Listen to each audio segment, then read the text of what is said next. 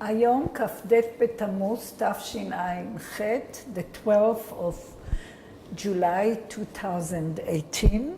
I am Dina from Yad Vashem, talking to Saaroni Sarah, born in Lublin, Poland, 1926. Sarah, we would like to know about your background. Okay. And if you can tell us the name of your family, it will be also okay. Okay. I was the youngest of 4 children. I was born in Lublin, Poland. My oldest brother was Gidal, 11 years older than I. My sister was 9.5 years older, Zosha. And the other brother, Yulek, was 6 years older. I was the baby in the family. We were not really very religious, but we were traditional. It was a kosher home. Shabbat was Shabbat, Yom Tov was Yom Tov. My father every morning said prayers with it. But we didn't dress differently. We lived mostly among the Poles. I went to public school. There was a time that I was in kindergarten in a Jewish school. In Lublin? In Lublin. Yeah. Ulica Niecała. It was the street. And we were at that time quite well off. But I remember something happened, that must have been in 31. I was about 5 years old. I remember that I came from the kindergarten and I saw my father sitting at the table and crying. I never saw a man crying. I didn't understand what's happened, but after that we had to leave the flat that we had. We had a big flat of 5 rooms. All the silver that we had at home somehow disappeared, and we moved to 2-bedroom flat. How did your father make his living? We had a shop. We were selling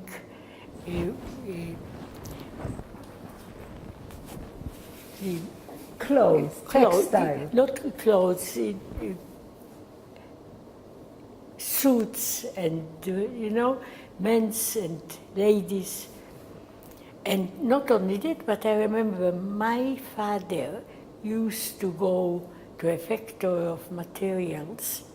He was buying the materials and he had his people that were sewing for him.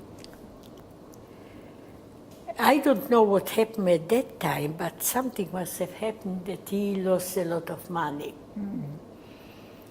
And in 1937, my sister got engaged. What was her name? Zosha. Yes. I think her real name was Watanecha. And I remember we were at that time on holidays, it was in summer, and she went to visit her future in-laws. They were living in Brest-Litevsk, Brest was called. And she was dressed like a country girl. For me it was fun. I was thinking, like a Purim or something, but it was something in the air that a pogrom is starting. So she was always very elegant, with hats, with gloves. And here she was in a long dress with a thing over her head. For me it was fun. I didn't understand it. I knew that it was anti-Semitism, but somehow it didn't touch me. It was always somewhere. I even heard that students were standing in front of our shop, not letting people in. But I was too young, and in Poland, children were real children, not like today, you see. You say nothing about your mother. Yes, and my mother, she was mostly at home. She was always suffering from what I heard, that she had a cold and she neglected it. And it became like bronchial something, every dust of everything, she was suffering. And she used to go a lot, to special places in winter, in summer. And I didn't feel the anti-Semitism. I didn't look Jewish, and my name wasn't Jewish at that time. And I was in public school at that time. How was school for you? School, I didn't care about the school.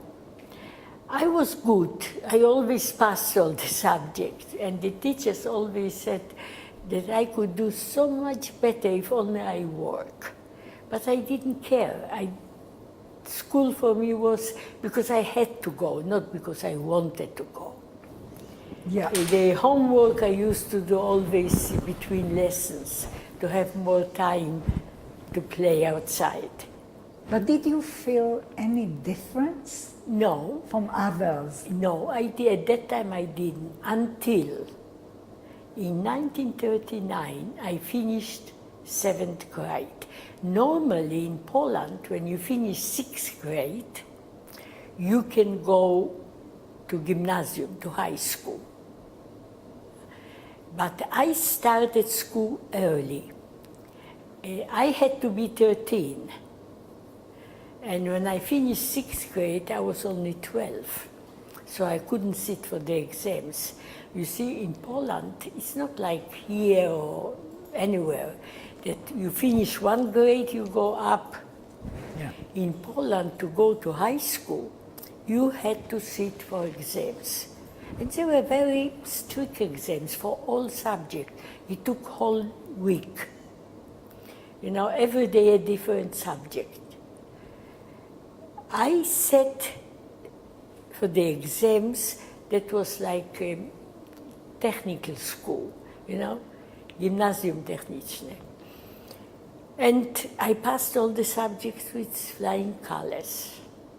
I received a certificate that I passed the subject, and I am ready and mature and can start gymnasium. But because of ill health, I wasn't accepted. They even didn't look at me. Only because of what? No, ill health, that I'm sick. Did they call it ill health, or was it anti-Semitism? No, that was anti-Semitism. Of course. If they would say, because we haven't got place, I could understand. But ill health, I was never sick. I was skinny, small, but I was strong and healthy. And that was the first time that I felt the anti-Semitism directed me. Yeah, but was it already in 1939? Or? That was in June that I sat for the exams. Yeah. We finished 7th grade. I turned 13, and I sat for the exams. That doesn't mean that I will get free schooling or something, but just to get into that school. Did you try another school? Any school should accept me with that exam. I did the exams. Any school's supposed to accept me. And they did not. In the meantime, המלחמה הבאה. אבל before that, in 1937, my oldest brother, Gidal, he was a Zionist. He finished high school, Jewish high school, because he couldn't get into another school. And there was no future for him. You couldn't get into university. It was a very small quota for Jews to get into university. And even if you got in, you couldn't sit together with the others. They had to sit separate. And then they were abused, bullying, beaten up. So he wanted to leave Poland. We didn't even know about it. I understand your brother was a Zionist. Was the rest of the family Zionist? I don't know. I was too young to understand politics.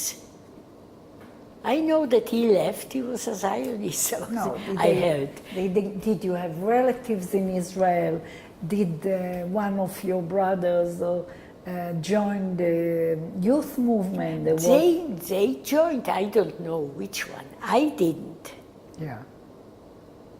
You see, they kept me, the youngest, they kept me down. And we were on holidays at that time that we heard that he is going to leave. He didn't even say to the parents, only the last minute. Because my mother, she was sick after it. She couldn't forgive him for leaving. He left, and at the same time, my sister got engaged. And after that, she got married. To whom? I've got a photo of him later, I will show you. He got married with, his name was Jamka. I suppose it was Zelman in Yiddish or Hebrew. Bushmitz.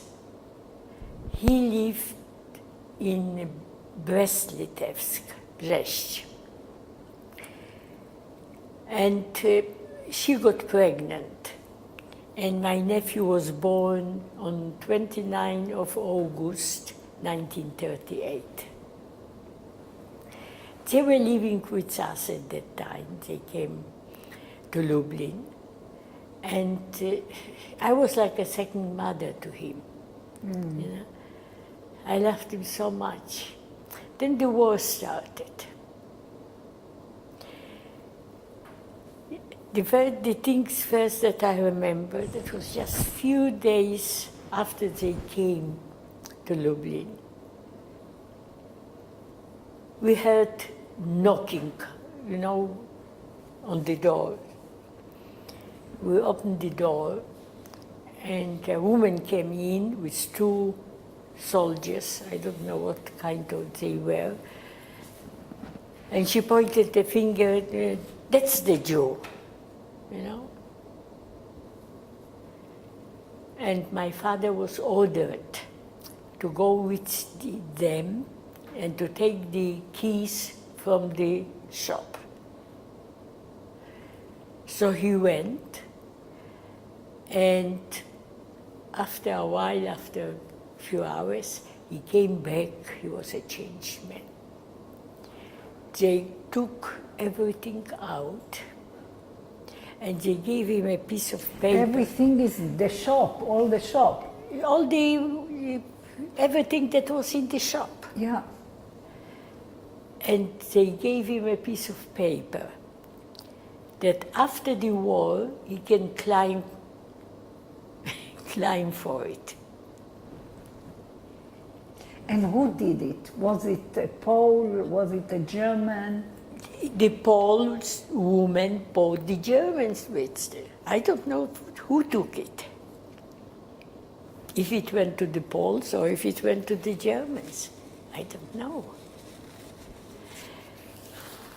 Soon after, we had to wear, I don't remember if it was first, I think first was the yellow star, and later we had the armband.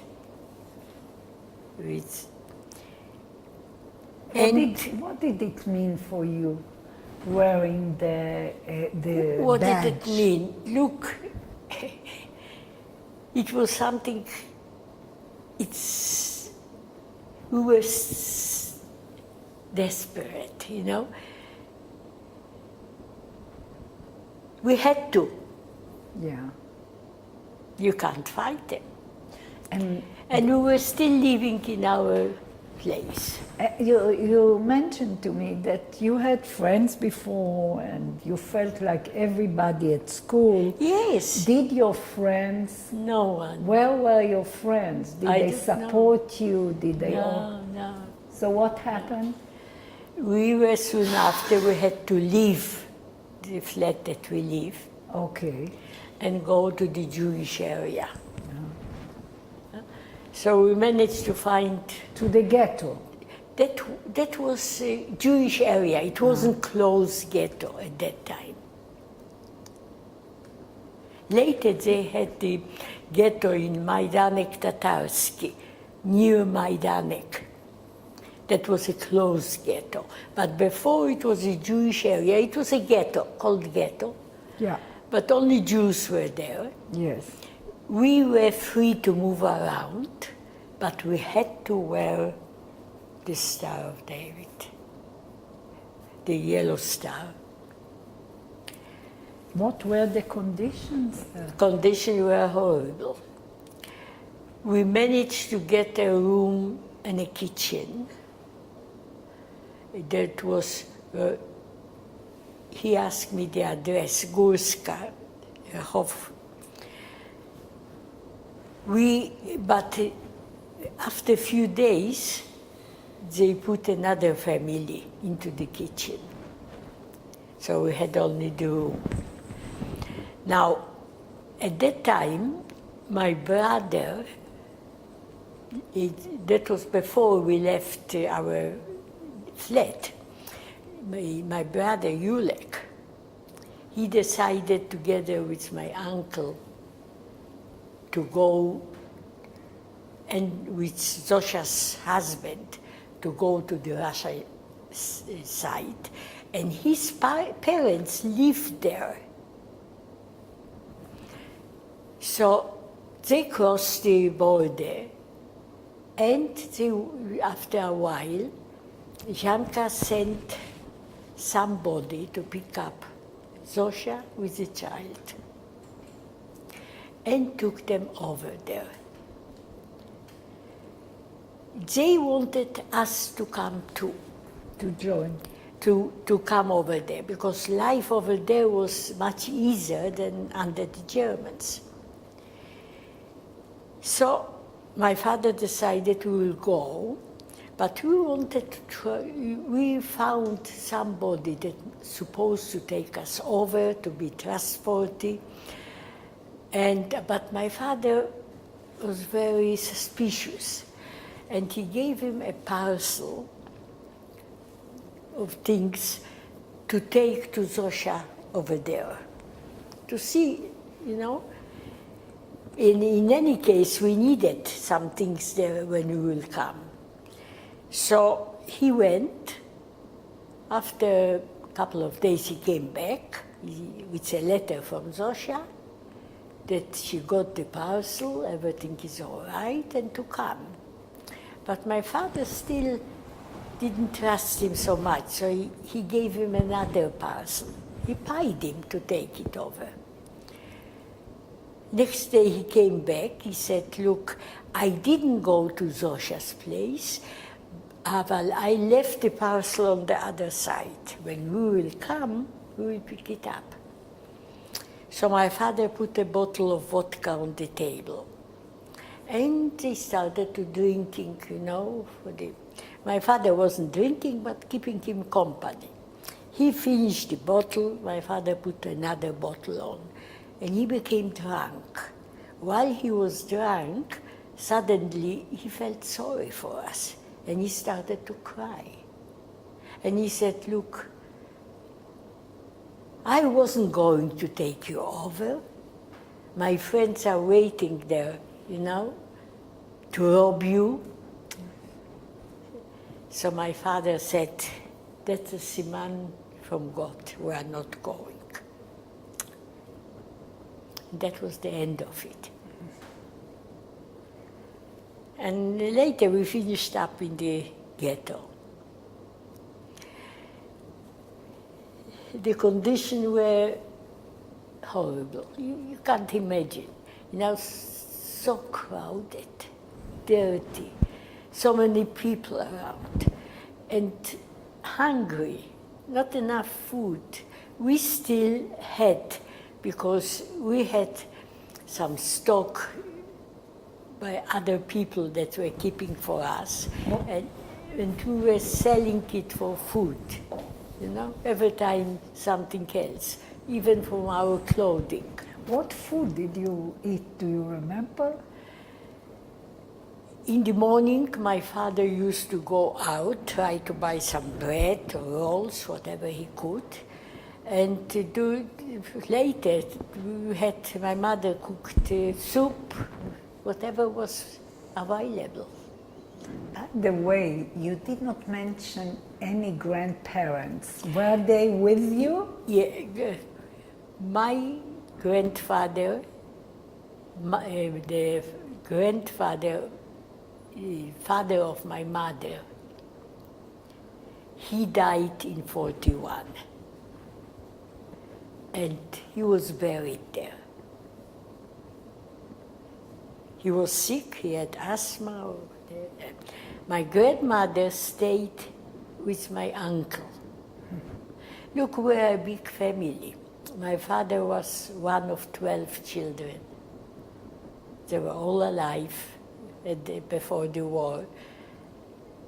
Only 2 didn't have children, but all the others had children. My mother was one of 8 children. It was a big family. And then it was very difficult, but somehow, and it's funny that my mother somehow, she was strong. Before she used to be so weak, always sickly, and somehow she was strong. Would you say that she was at that time stronger than the father? I wouldn't say stronger, but she wasn't as sickly as she used to be. Somehow she got also over it. Mentally health. Strong? I mean health. Health-wise. Yeah, because before she always was under something. And then in 41, we woke up, suddenly we heard boots running on the stairs and knocking on the doors. And before that, my father went to buy bread, and he came back immediately. And he said, quick, quick, out, dress up, dress. The Germans are all around. And we had on the stairs, them running and knocking at the doors. Rouse, rouse, rouse. We called only what we could put on us, whatever we could. And they put us down, and there were already people there standing, crying, some praying, some. And they took us to a place, it was a Platz Lipowy, I think it was called. There were thousands of people there. And we were sitting, and every time they came and took a group out, take them out to the trains, and we were sitting. While we were sitting, I saw a horse, like a doroshka. You know what doroshka is? Yeah, with a wagon. Yeah, a little small wagon with horse.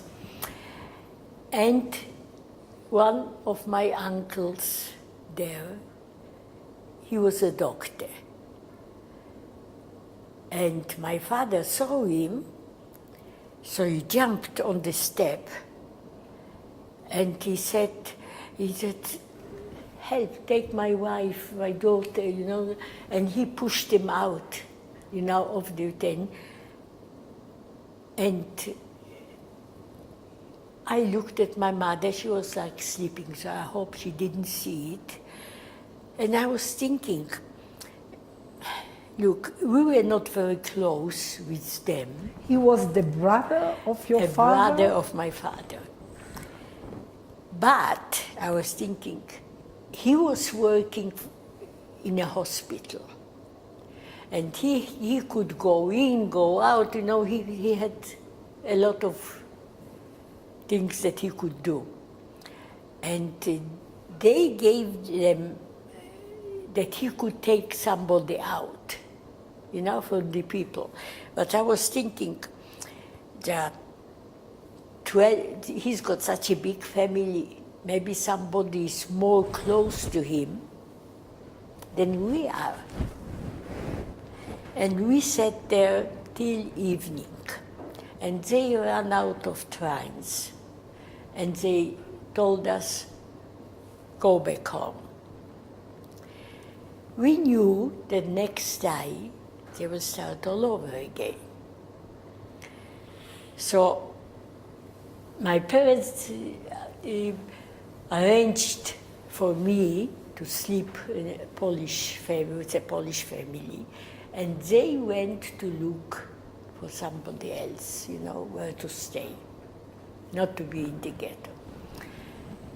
I stayed with the Poles.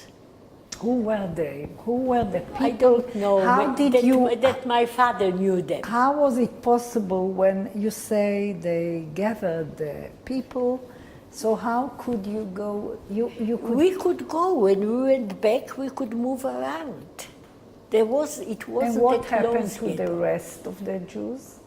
The rest of the people that were They went gathered? home. All they of went them home. went? Yes, the people that were left, they managed to transport so many. Yeah. But they ran out of trains. Yeah. That's... And I think that was going to Treblinka. I don't know, maybe to somewhere else.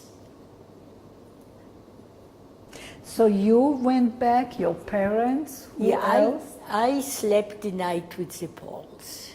Who were they? Who I were the people? I even don't knew them, but my parents knew them. In the ghetto? Next to the ghetto? No, in the Polish area. And you could go just like them? You can go, so long as you wear your star. So it was open ghetto? Open ghetto. At that time was open ghetto. In 1942, they did the closed ghetto in Lublin. And it was called Maidan Tatarski. That was next to Majdanek. Yes. So I woke up in the morning straight away, and I went out, and I wanted to look for them. And another thing, I was wearing my sister's fur coat that was up to the ground to me. Now I was small, and I had a few dresses on me, and I ran back to the ghetto, to the Jewish area, and the German were. First of all, I ran to all the people that I knew, but they couldn't tell me anything about my parents. So I ran to the ghetto. And over there, I don't know how they didn't caught me there, because you could see who I was. In a fur coat, you know, in long. But somehow I ran between them. I ran to my flat, where we lived, to the room. They were not there. I didn't know what to do. I ran here, there, I was looking for them. Then I found them. And they were You know, there was one man in our street that everybody hated him because he worked with the Germans. And he had privilege. You know? His house Was he in the Jewish police? No, he wasn't in the Jewish police. He worked sometimes with the Germans, and he had privileges.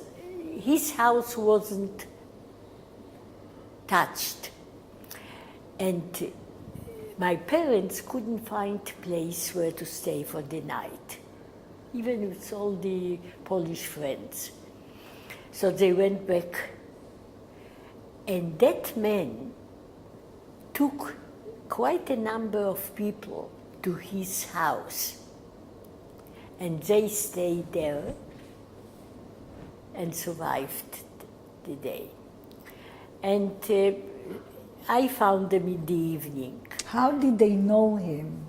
Because he was a neighbor? Neighbor in the street. He collected, he told the people, come to our place, to my place, you will be safe. Look, you know, when you are in Because situation, at that time it was very risky. of course, look, when you are in such a situation, you know, you do anything to save yourself. Here was the opportunity. You wanted to help them. Oh, the big question is, why did he want to help so many Jews? Because maybe he wasn't so bad. That's it, maybe. Yeah, he wasn't so Do you bad. know his name?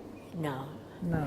He wasn't so bad, and you know, he did it because he wanted to save his family, that he worked with the Germans.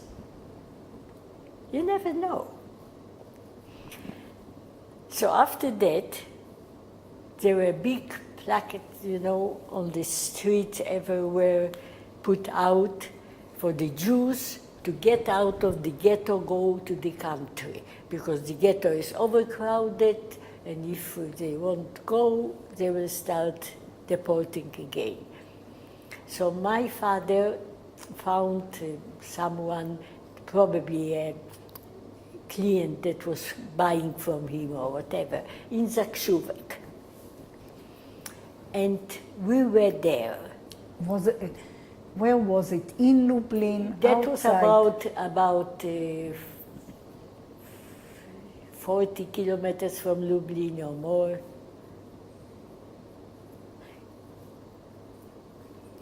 How did he know the... I don't know. Look, You my don't father know. had connection. Probably he paid them, I don't know. Because so far you At really... that time, if a Pole helped a Jew, This is why it wasn't dangerous for him.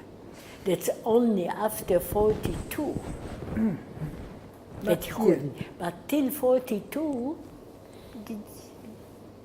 any Pole could help, could take him in. But most Poles, did they want? They didn't. Want to. We had a room. It was It was in a longish, village? In a village? in a village that was Yeah. a small township, and in that room, I was there with my parents, my grandmother, and my uncle with his little son. Now there was one double bed that we three slept in it, one single bed on that side that my uncle with his sons, small son, 7 years old, slept, and for my mother they used to put out a bed, you know, that you open up for the night. And we stayed there till, and another thing, we were thinking that if we will work, we will do something, you know, they won't touch us. I was working for the family in the fields. I was doing everything. I was cutting the wheat and everything, from morning till night. They didn't buy me. I just was eating with them, in the field. That's all. And their daughter was like my sister. We were very close. We slept together on the high. And they had another 2 sons, but they were older. And we were thinking, because the Poles need us, I work, so the Germans won't touch us. Then one night, it was morning, very early, it was still dark. Suddenly we heard shots, a lot of shots. We ran out.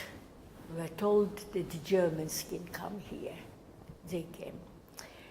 So my parents and I, at that time, I don't remember where was my uncle and my grandmother. Somehow they separated. I can't remember. But they were living separately, because I remember still that I used to bring food for my grandmother. When my mother was cooking soup or something, she gave me and I went there. But it's not very clearly where exactly. Now, we ran into the fields. We went into the forest, and we were lying there till everything became quiet. Do you think that somebody informed you? How did they know that there are Jewish people in this house? Not in this house, the village. The village, okay. In every village there were Jews. There were 10% Jews in Poland. Yes, I know, but not in some villages were more Jews than Poles. In the small villages, very poor Jews. Did you in this particular village? There were plenty of Jews. You met with other Jews? Oh yes, there were plenty of Jews. In the village? In the village, but we lived not in one spot. There was not a ghetto there. Yeah, it's a small place, I understand. Yes, it was a little township. What is it called? Zakrzówek. And when we were coming back, we saw in the meadow 12 men lying, faces down, forming, like a clock, with faces. Yeah. And they were shot in the neck, all 12. They were men? Men. Jewish men, of course. Of course. And few meters further were lying a girl about my age. She was only not even dressed. And she was lying out like that. Half of her head was shot off. The brain and the pieces of bones were scattered with them. And she had wide open eyes, and her mouth was open, maybe from her last scream. And she was killed because she came from another village. We were free to go around, but we were not allowed to leave. We were not allowed to move from one place to the other, but in that village we were free. And after that, they told us that by afternoon we have to come, I think it was Krasnik, 12 kilometers away, a township, at the train station. So we decided, my parents decided that instead of going to Krasnik, we'll make our way back towards Lublin. And the Nastai family, you know, the Mrs. Nastai, that I worked for her, she said to my mother, Mrs. Fishman, leave Sabcha with us. She will be like a daughter to us. And after the war, you will be united. And my mother wanted me to stay there. And I started to cry. And I said, what will happen if a few weeks later she will tell me to go? Where will I go? We shouldn't separate. You know, by the end, we went. We started walking to Lublin. We walked. You were all the time with the Yellow Star? No, at that time, I don't remember.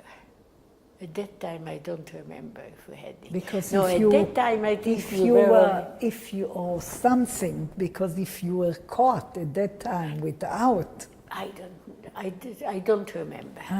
That I don't remember. So when you went back to Lublin, We didn't. So we started walking.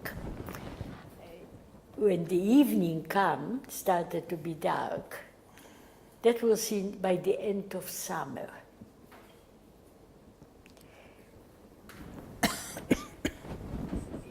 We were coming to a village again, a farm, several houses were there. And so I ran quickly to buy some food, because we were walking all the time. And I went to a farmhouse, and they were going to cook some soup for us. So I went outside, and I saw my mother. My father was holding her up, and she could hardly walk. And I wanted to run to help them. I couldn't move.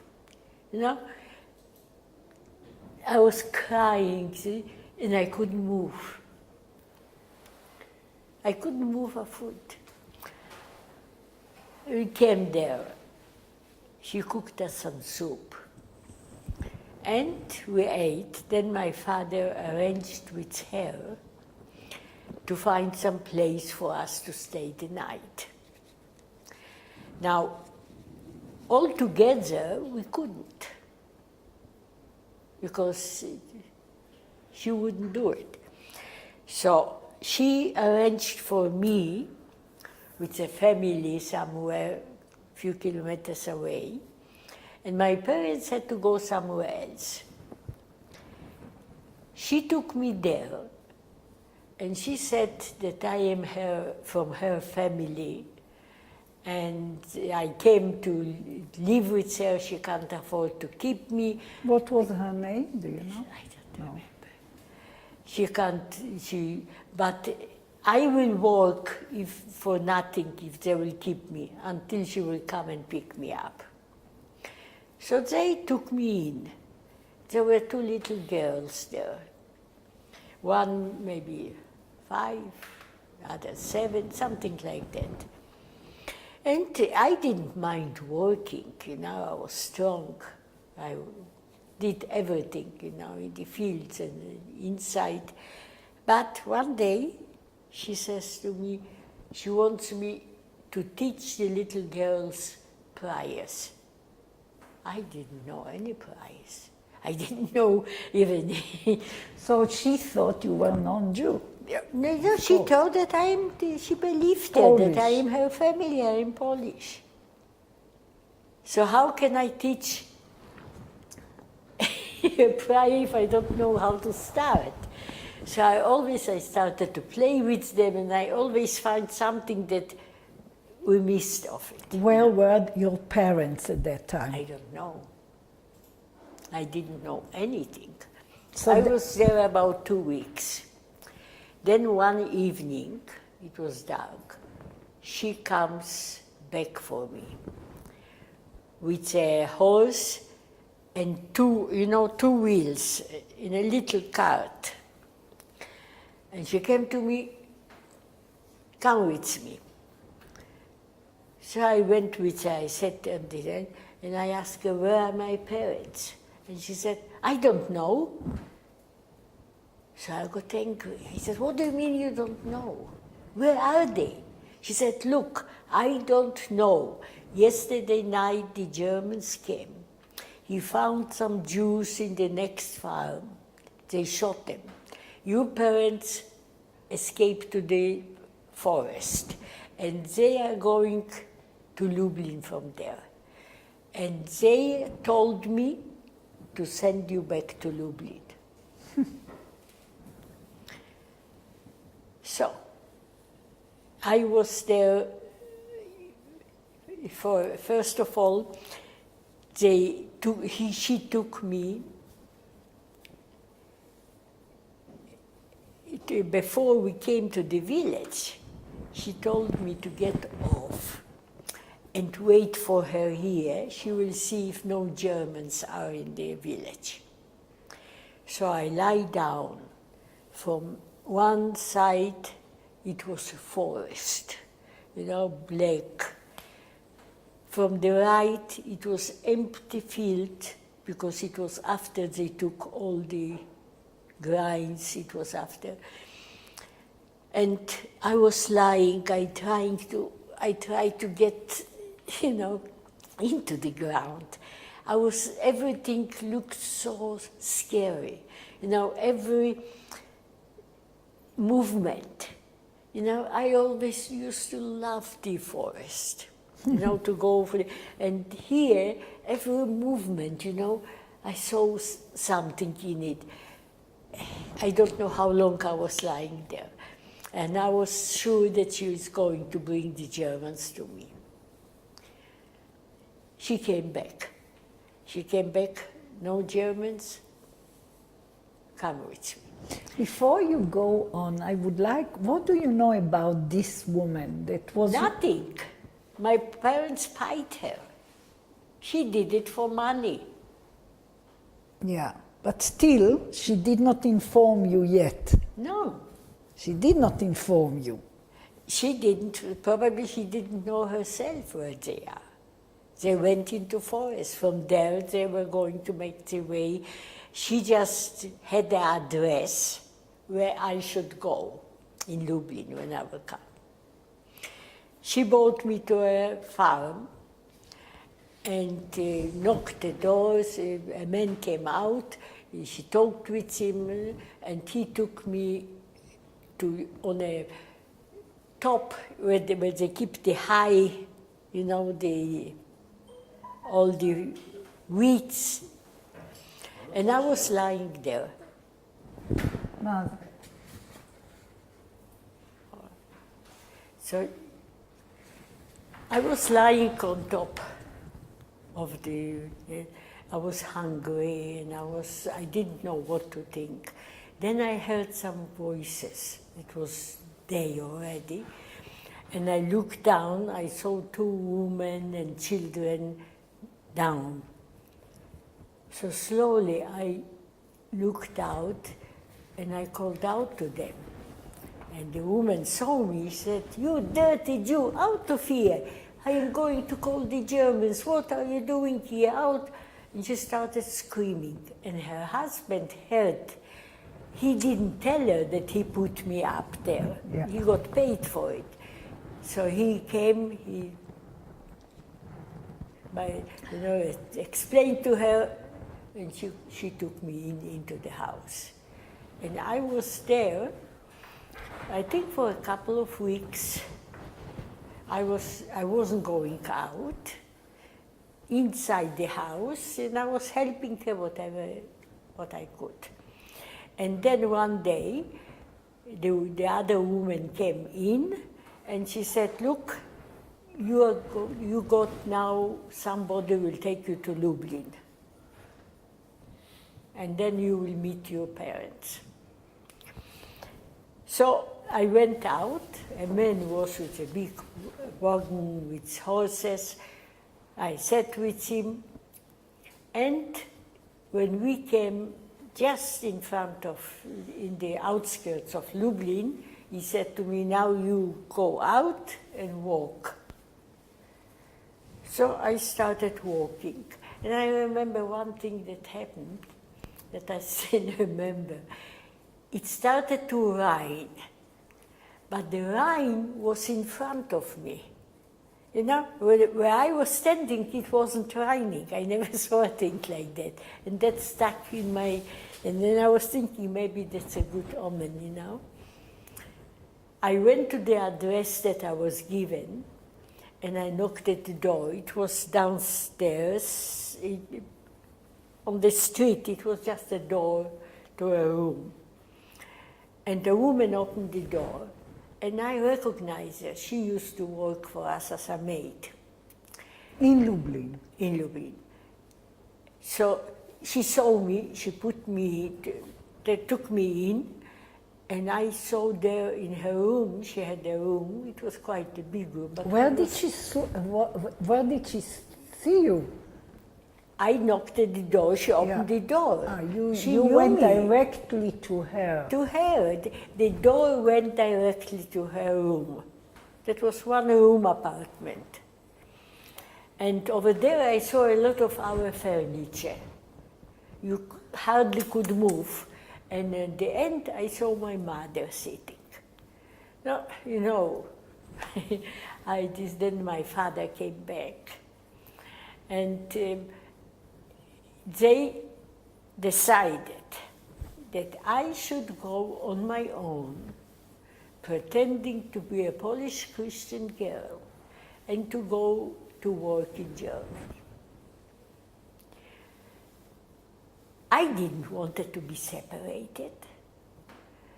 I didn't want to go. I said, I won't go anywhere. Whatever will happen to you will happen to me. And my mother started to cry. And she said to me, what do you want from our lives? She said it in Yiddish. Was willst du von unser Leben? Why do you make it more difficult than it is? You know that nothing will happen to us. They don't need all the people. She was in her mid-40s. You are the one in danger. And if they will take you away, I won't live through it. I won't be able to sleep at nights worrying all the time that you will be taken away. Every time I will hear footsteps outside, my heart will stop. But if we will know that you are safe, it will be so much easier for us. We will be able to look after ourselves better, and we will survive, we will meet again. Now, as much as I didn't want to be separated, on the other hand, I didn't want to be a burden to them. And I felt that they will be so much better off without me. At that time, we believed that only young people were being taken, to work.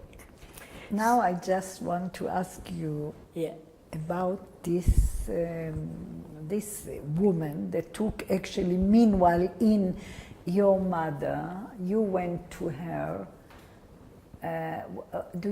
She was... She did it for money. A lot of people did it.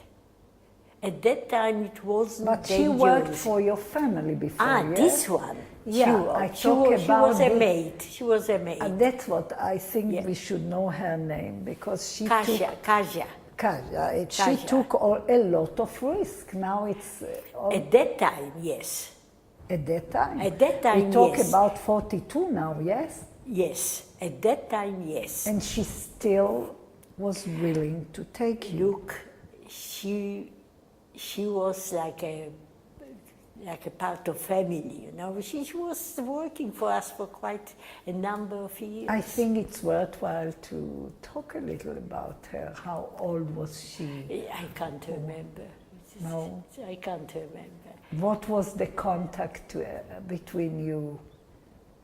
I mean, I know she was your maid. I recognize her because she used to work for us. Yes. At home. But then the war started, she couldn't work anymore. Yes. And she And the whole our furniture I saw in her room, you know, and so on the spur of the moment I said, okay, you want me to go, I will go. But I was very angry with my mother for forcing me to make such decisions, you know.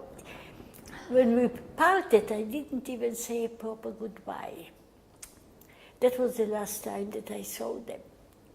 Now, my father instructed me to go to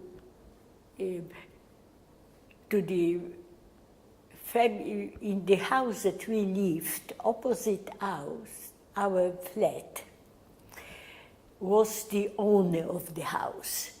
Non-Jew. Non-Jew. And we left a lot of things with her, from clothing and another thing, whatever we had. We couldn't take with us anything. To take Yulik's suit, and he gave me address where to go to give the suit there, and he will give me a birth certificate and take me to the camp where the Poles are kept. How? It means he would give you false paper. It's Yes? from somebody else's birth certificate. From somebody else, I don't know from whom, somewhere in East. So, and he told me, and for the night, you go, he gave me an address to a Polish family, and you can stay there the night. And in the morning, he will take you to the group there that goes to. Now another question. I see that all these people that really help you, your father trusts this man as well. I don't know. Look, people for money did a lot of things. But they inform people as well at the same time. I know. So what make this particular, that's always open question, of course, these particular people, I don't know. that I they don't know. were I willing didn't to know help, them. although it was in 1942 when they found something, the German would shoot him on the spot if they found it, Yeah. right? I don't know. Look, there were people and there were people. There were people that helped. And there were people who did for money. I ask you matter. this question because we are dealing here a lot with the Polish law, probably you heard. Yeah, I heard. And that becomes a big issue in Israel I now. know. Also here in Yad Vashem. And Look, I will tell you something else. So some people were helping for money as long as you could pay. And if you couldn't, they just throw you out. yeah. There were people and people. I don't know. My parents had connections. Yeah. Yeah. It shows that they had lots he of had connections. He was in And business. he trusts this man because this man could inform you, the I know, owner of the house. I know. Look, you take risks. It shows trust as well, no? And he told me also, in case, if I will be in trouble, to get in touch with them, to go to Ciociafella, the Antifella. Who is she? That was my father's sister. She was a chemist. She had Yes. a chemist And shop. she still was in Lublin? No. I don't know if she was married to that man or they lived together. He was in medical something, and he worked in the hospital for the soldiers that they are called. How do you call them? For the soldiers, Jewish soldiers that were in Polish army. they were cold, yes, and it was a hospital, and he worked for them. So he had protection. They could go from place to place, you know, and because at that time you couldn't already. So I went first to the place where I had to spend the night. You had already your papers? No. No. First I went and picked up the suit of my brothers and went to the address and gave the man the suit. So he told me tomorrow morning to meet him there and there, I don't remember where it was, somewhere, and he will give me the birth certificate and he will take me to the camp. No, I had to spend the night. So I went to the place that my father gave me, and the moment I went in, I saw that it's not there. They were not happy to see me. And then she said, look, I am sorry, but you can't stay here tonight because, you know, I'm scared, you know, they found Jews in here and there and over. So I went out. Now what should I do?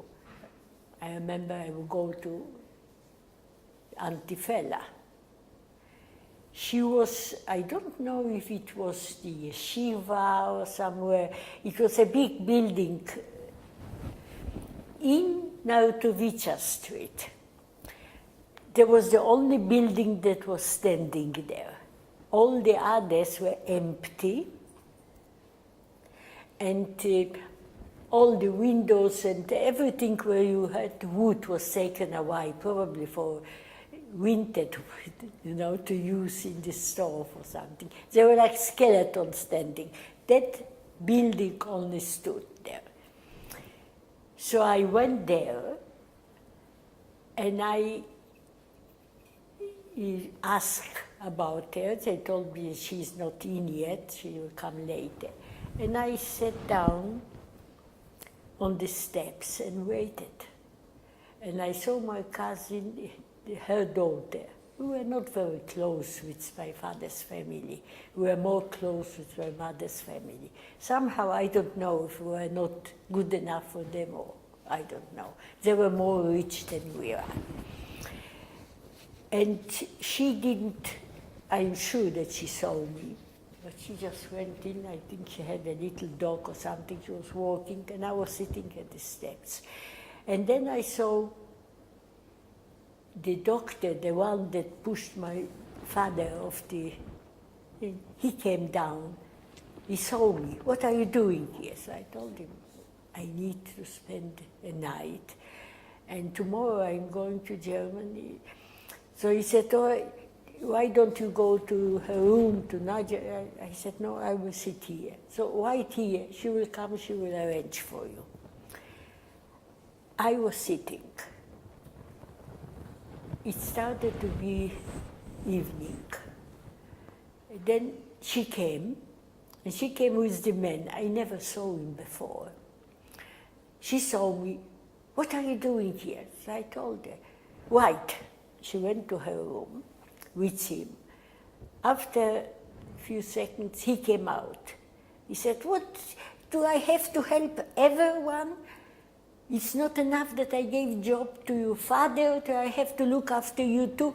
I said, excuse me, if you can't, I'm sorry. It's all right, I will manage. And I went out. Tears were running from my face. And I looked out, nothing, and then a Jewish soldier, you know, prisoners of war, prisoner of war. Yeah. Jewish prisoner. Prisoner of war. He came, he saw me, he said, well, what's happened? So I told him, I haven't got where to sleep. And he put his arm around me. And he said, don't worry, I know a Polish woman for money, she will get us placed there. And he started to touch me, you know, and pushed him away. And I started to run. I ran, till I came to Krakowska Przedmieście, that's the main road.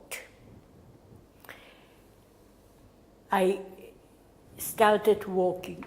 What will I do? What will I do? Started walking. Did you have some money on you? Nothing, not a cent, nothing, not a grosh.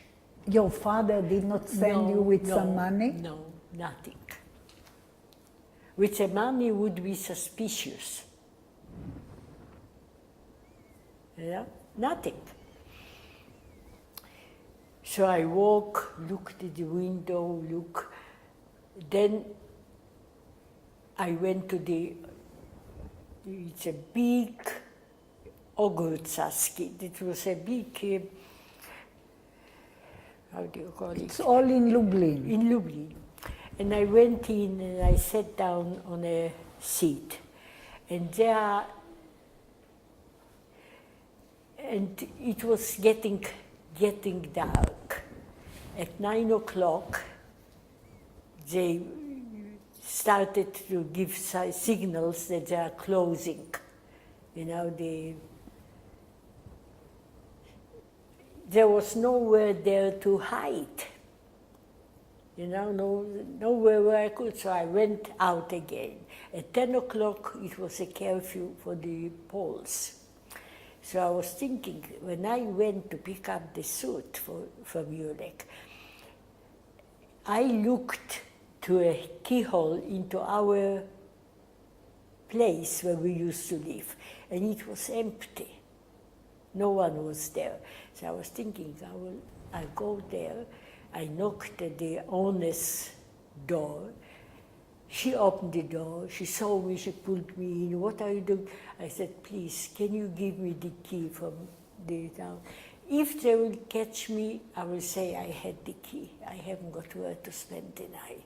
So she said, don't worry, you stay with us.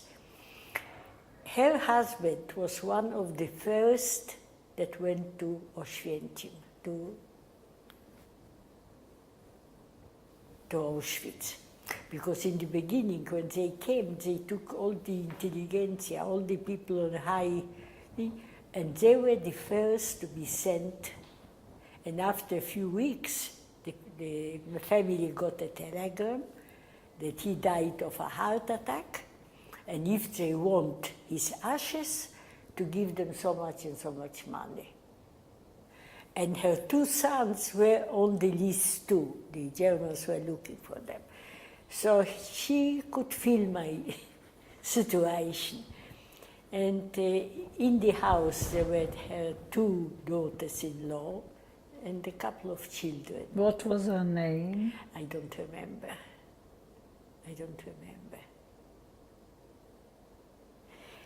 And, you know, I smelled the food that was cooking suddenly. I haven't eaten all day. Well, I stayed with her the night. In the morning, I went to meet the man. He took me to the place where the Poles were waiting to be sent to Germany and gave me the birth certificate. Now, I noticed anyone could go in, but if somebody had to go out, they has to have a permission to go out, you know. In, you could go in. So I went first of all to the toilet to see who I am. I opened the birth certificate, I nearly died.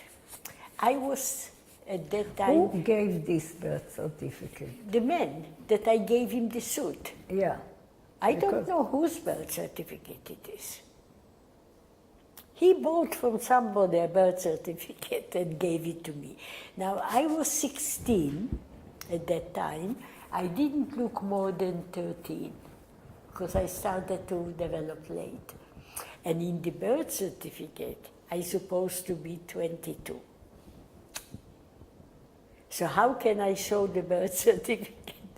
So I learned all the names, I just changed my year of birth, and I tore it and put it in the toilet. You tore it? What will I do, 22? I looked like 13. I went to register there. So I told them that I was coming to visit my aunt. I was taken from the train, and I haven't got any papers with me. Sometimes they were collecting young Poles from theater, from the trains, and sending them to Germany. Somehow, she believed me. I gave them all the information they were on the birth certificate, on my year, birth, my own. And I was sent to Hamburg with 47 girls. We lived in the city itself, in a big building. On the bottom, when you come in, it was a huge hall. Probably it was, I don't know, they were dancing there or whatever. And over there they put beds, and we were staying there. There were 48 of us. And so all these girls, the girls that came to go to Germany, none were checked, nothing, they just let them go like that? Yes, they were catching in the street. You see? But, right, that's not all. It's not so. That's not all. It's not clear something No, wait here. a second. They were, before we left, we were marching to the train station. And Polish police was standing around and looking everyone to the face. Yeah. If somebody just blinked or looked away, took him out. Tell him to in and say a prayer. There was one girl there that she stuck to me.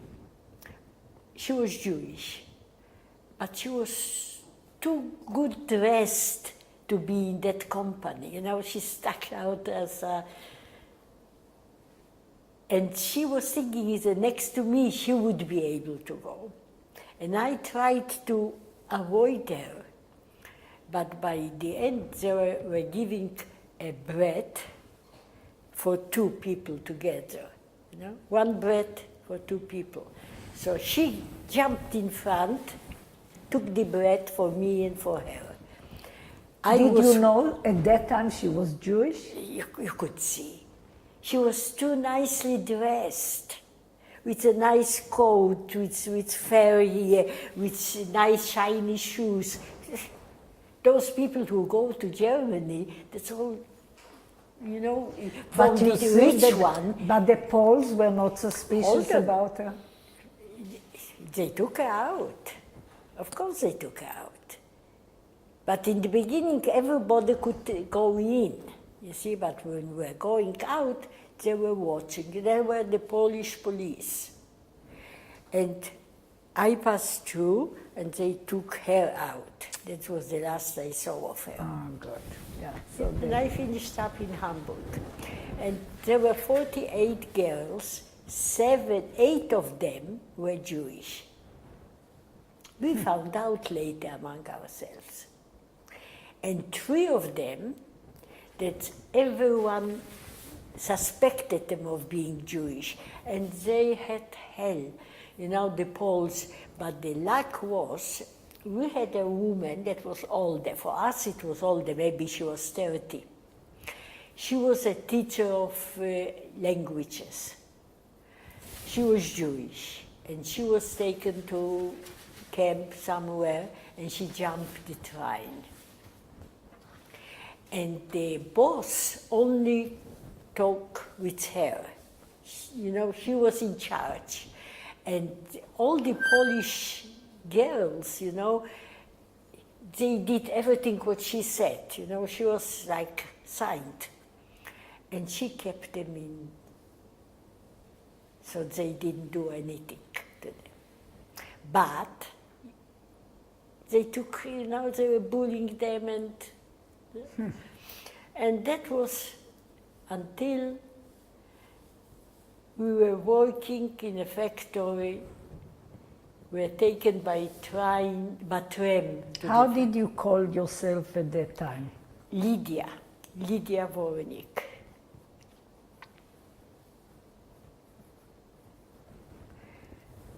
And we were taken with the tram to the work and bringing back. And food was bad, but we didn't starve. We didn't starve. In the morning we got bread with jam, in the evening it was soup. But another girl that I got, she was Jewish too. And we found work in a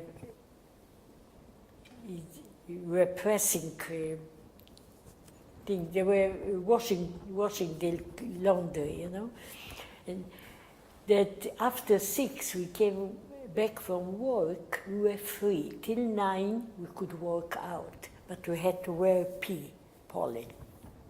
We were not allowed to travel on trams by ourselves. We were not allowed to go to cinema or to coffee house, but we were free to walk. And with the girl, Zosha, we found work in the laundromat, something we were pressing. And they are giving us, instead of eating in the camp where we were, we ate there with them. In the laundrette? And they even give us some bread to take with us. So it was a bit easier. You work in the factory. How many hours did you work there? We were coming at 6 o'clock back, but very early in the morning they used to wake us up. Yes. We had the breakfast and we went, all day we were there.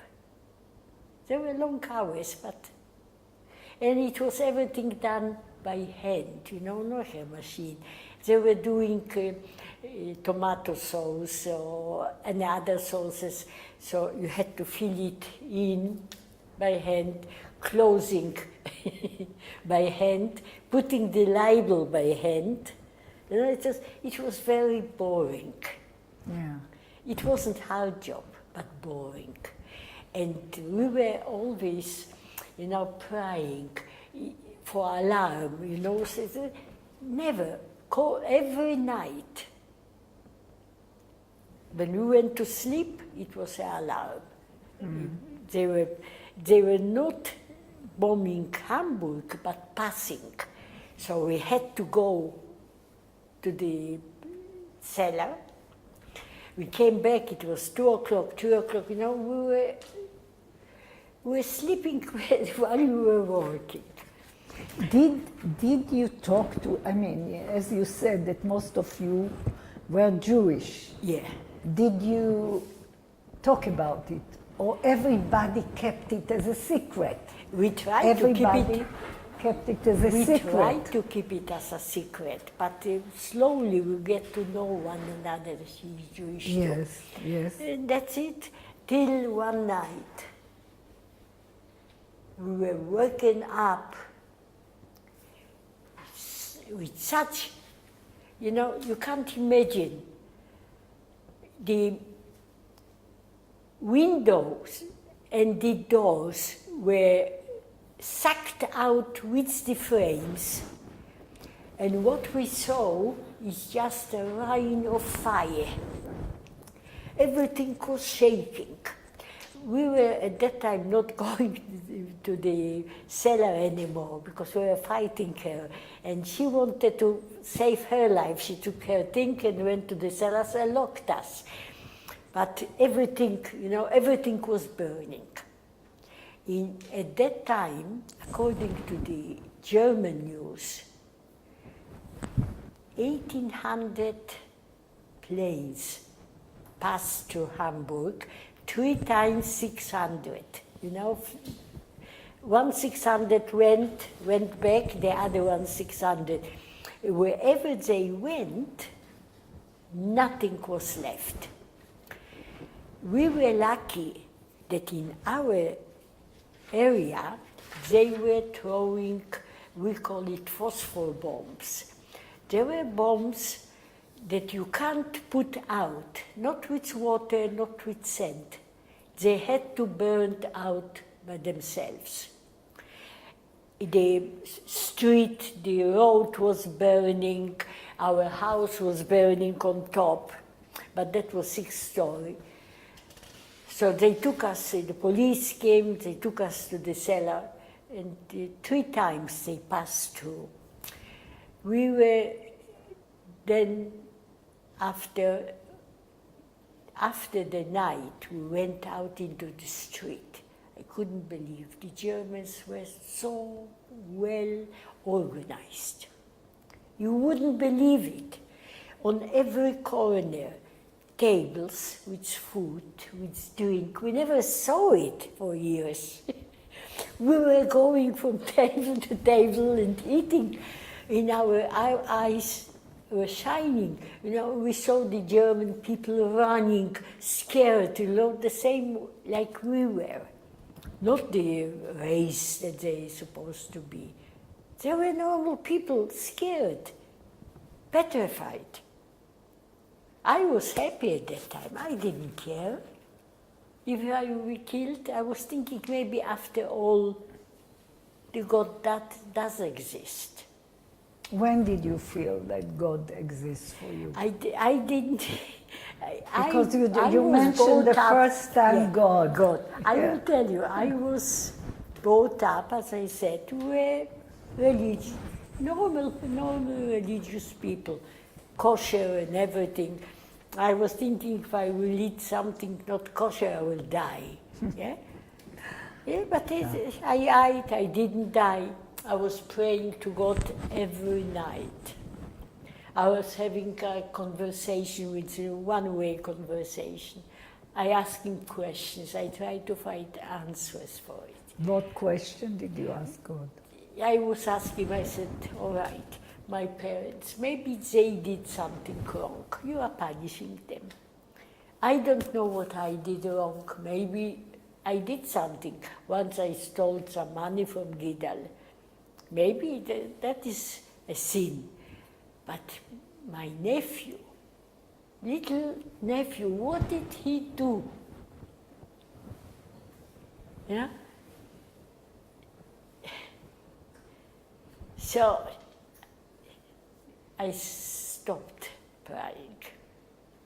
I do believe there is a power, but I do believe that if there is a God, he would prefer his people to be kind towards one another, respect one another, to people who pray all day long and then go out and kill in the name of God. Because all the wars are in the name of God.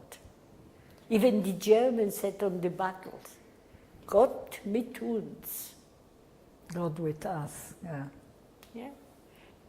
How did you manage with the language, with German? Because you knew Yiddish. I didn't know Yiddish. I understood. So how did you manage? I learned German properly. There? Yes. Nobody believed that I wasn't born in Germany. In English, I've got an accent. In German, I didn't have an accent. I don't know how. The same in Hebrew, I didn't have an accent. People were thinking that I'm Sabra, that I was born here.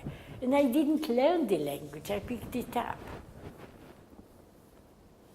You see, the first couple of months in Germany, I had letters from my father. How did you get letters in 1943? It was smuggled out from the ghetto, yeah, and sent to me, because they knew where the group went. You see, my father, they could know where that group went, and my father knew what name I had. So it means that all the time your father had contact with Poles, all the time? Probably, but he was in the ghetto. Yes. He was, at that time, he was already in the ghetto. After they left the house of... Yes, they had to go back to the ghetto. They went and back. to go back, it doesn't mean to turn around and to walk back. They had to be smuggled in. Of course. Because being found outside, they would be shot on the spot. So, and then it stopped. What did they write when you received didn't, letters from them? What did they write? He didn't. Oh, I am happy that you are okay, that everything is all right, but he never mentioned my mother. He never mentioned my mother. In the last letter, he told me, why don't you write to Zosha? So then I was thinking probably she is in Majdanek there too with him. So, because she was on the Russian side, but the Germans managed to go there fast and she couldn't escape. So I suppose she finished up in Majdanek, I don't know. So, in the Easter 1943, I sent out 3 postcards to Polish friends. One of them to the Nastay family, where we stayed, that she said for me to stay with her. And she went to the Gestapo and betrayed me. And? She betrayed me. How? In what way? She gave them, listen, I will come to it. After we were bombed out, we went, I left Hamburg with Zosha, and we found work on a farm. Yeah? And we were working there, maybe a couple of months. After you were After working bombing, after bombing. After the factory working. Yes, yes. The factory was not working anymore. Yes, because it was bombed. Bombed. Yes. Part of it was still standing, but it was bombed. And one day, I came from work, from the field, and a policeman came for me.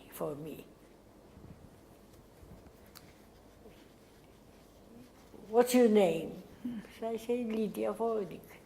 That's not true. He said, what do you mean not true? Don't I know my own name? So he took out his pocket, look, you are Saba Fishman.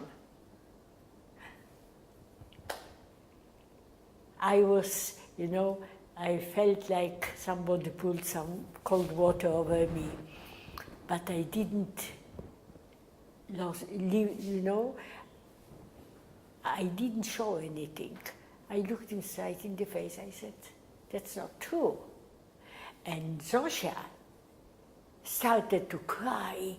And what she said, don't tell about me. Don't, she was afraid. I said to you, idiot, I am not crying and you are crying.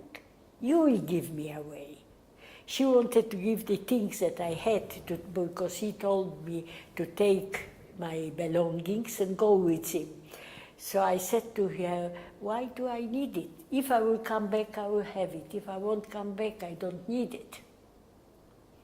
And I went with him. They took me to the next place, small village, to a police station. I stayed there for a couple of days. Then he came again for me.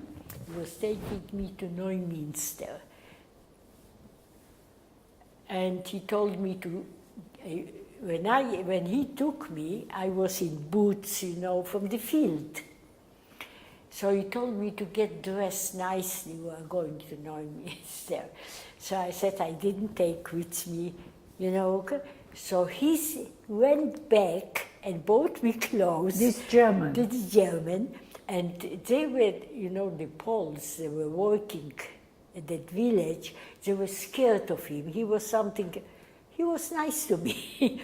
So he bought me clothes and I got dressed. and we went to Neumünster. Now, over there we went. It was a big building. It doesn't look special. And we went to several rooms. And he went to one room. He told me to wait.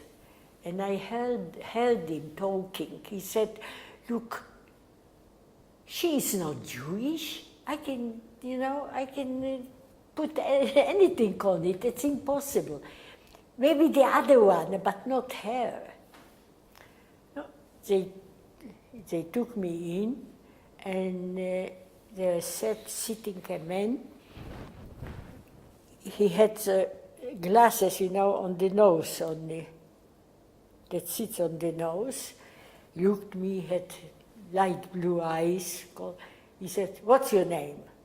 I told him, Lydia Voynik. That's not true. And he started screaming at me. I said, how can you say that my name is not, don't I know my own name? I didn't care. I didn't care at that time. So he said, how about your friend? Is she Jewish? I said, I lived with her for 10 months. Wouldn't I know if she was Jewish?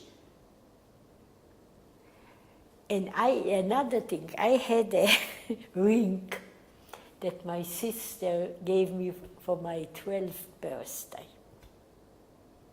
or 13th birthday, I don't remember.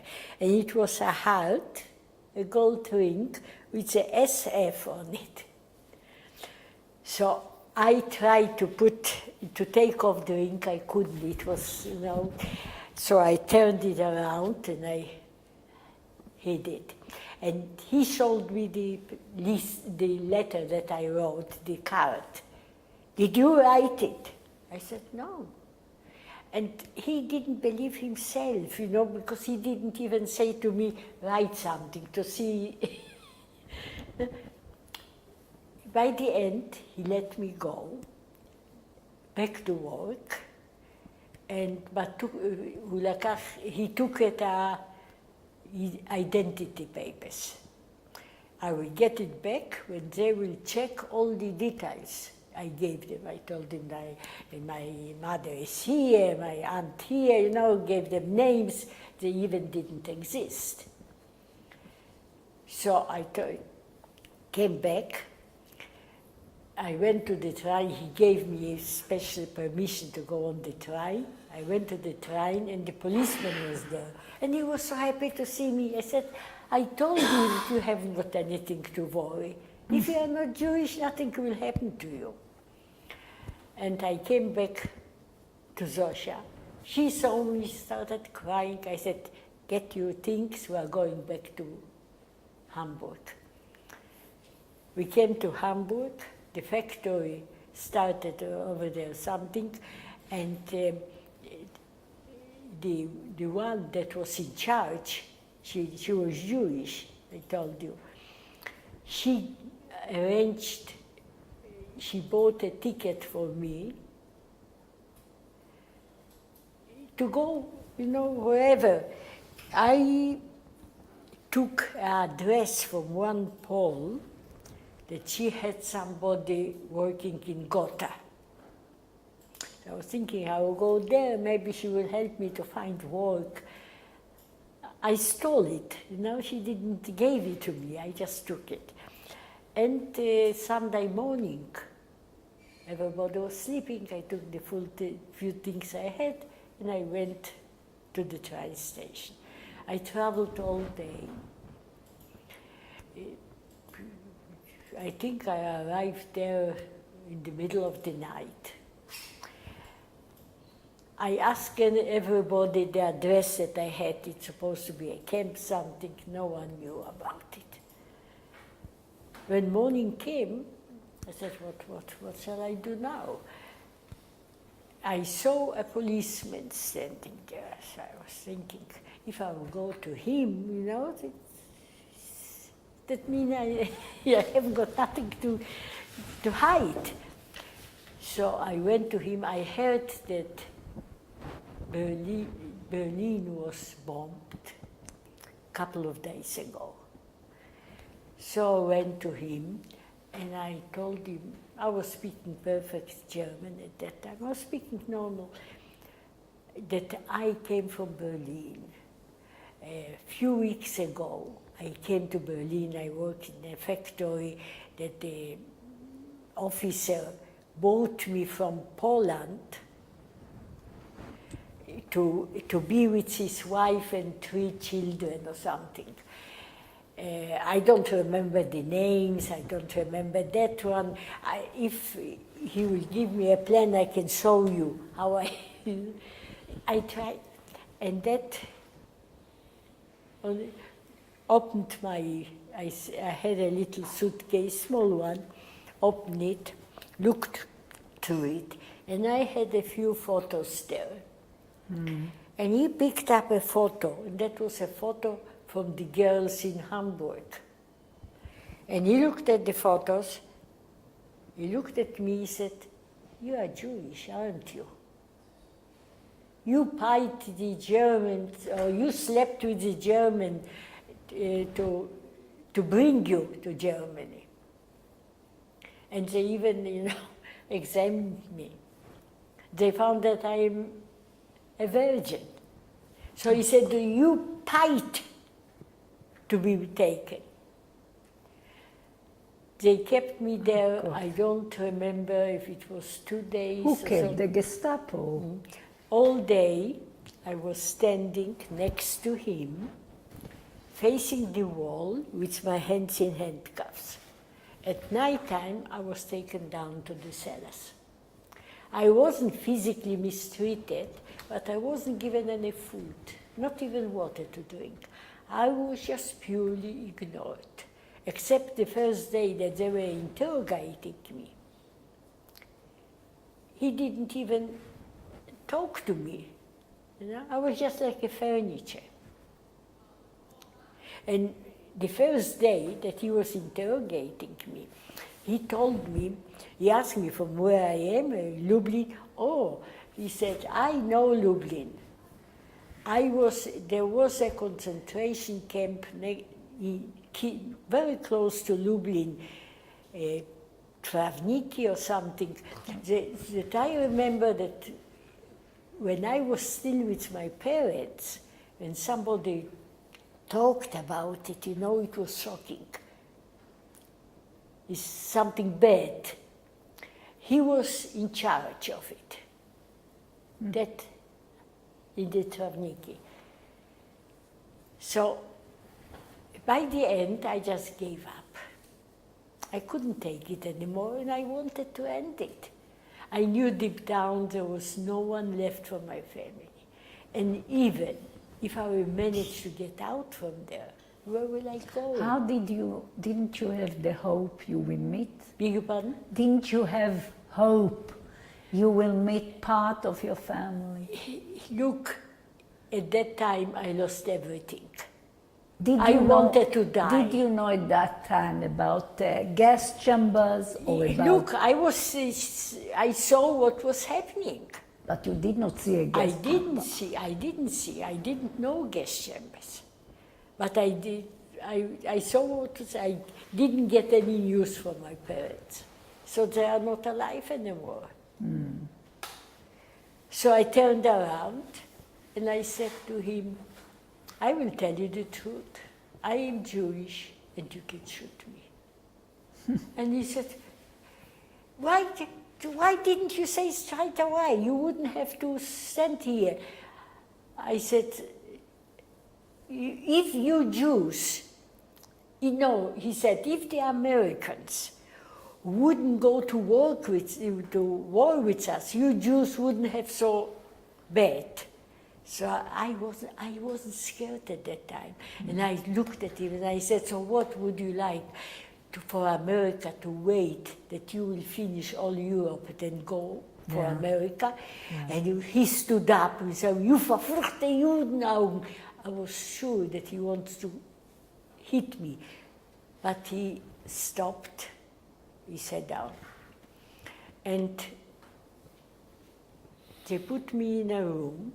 And they bought me the first food. Yeah. There were 3 potatoes and with a sauce. I tried to eat, I couldn't swallow. I needed a drink. My throat was completely dry. I had to spit out. And I left it. He came. You wouldn't get the food if you want to eat that one. You will never get any food. But in the meantime, they took me away. They put me in jail in Gotha.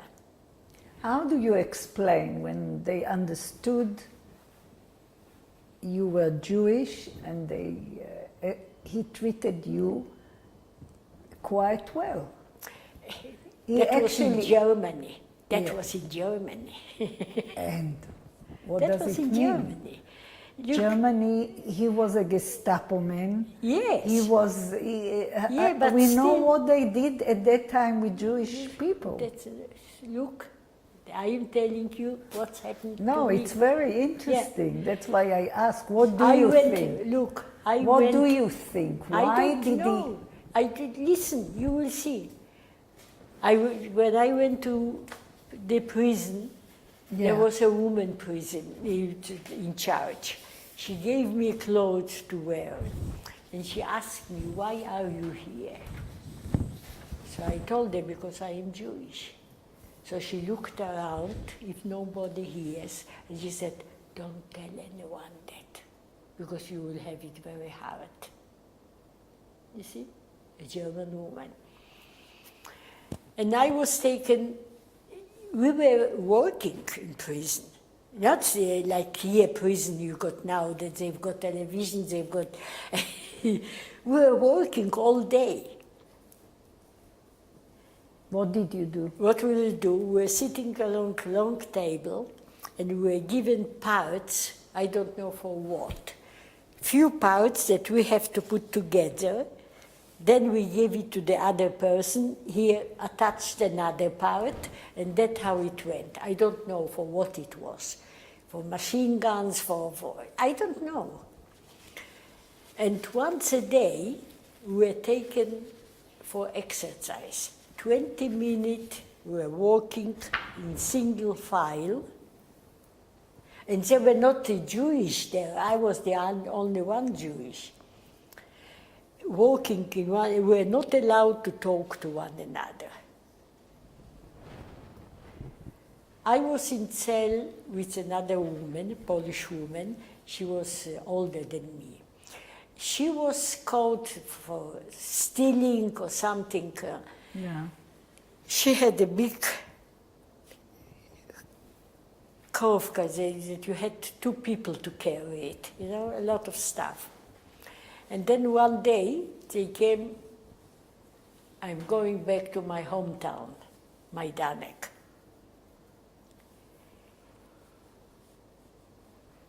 We were taken and put with a group with prisoners.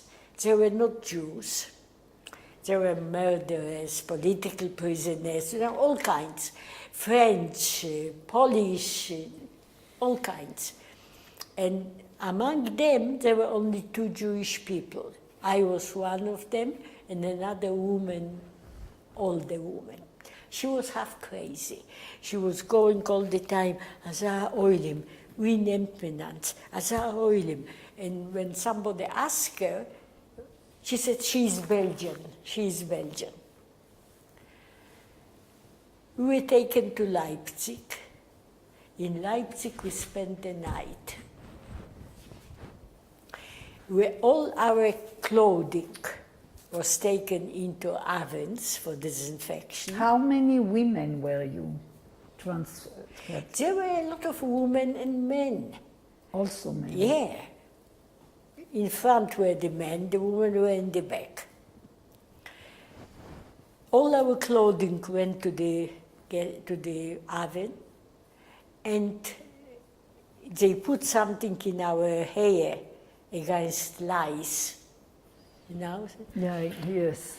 And in the morning, they took us out, and we were taken by big trucks, you know, special for prisoners, to the station. Leipzig is a big station, train station. Over there, when we came out from the tracks, the men were in front and the women in the back. I don't remember if there were 5 or 6 in a row, but there were more than 4. I was in the last row because I didn't want to be with the woman from the cell because I didn't want to be chained to her. Yeah. I didn't know. I had an intuition, something. See, I am better off on my own. They told you that they want to take you towards Majdanek? They told me that you are going back to your hometown, Yeah. homeland, Go to back to Majdanek. Poland. Yeah. Majdanek, they told me. Majdanek was built on the outskirts of the town where I was born. Yeah. So I managed to detach myself from her, and I finished up in the last row, the first on the right. And we were marching. On the left, there was a train, normal train, full of people, and they were looking out, watching us. On the right, people were cordoned off, cordoned off, and they were looking at us too. And behind me was one with a rifle and with a dog. And we were marching. And I wasn't thinking at that time. I was like an automat. I was walking. Then I heard, halt! So I stopped. Everyone stopped.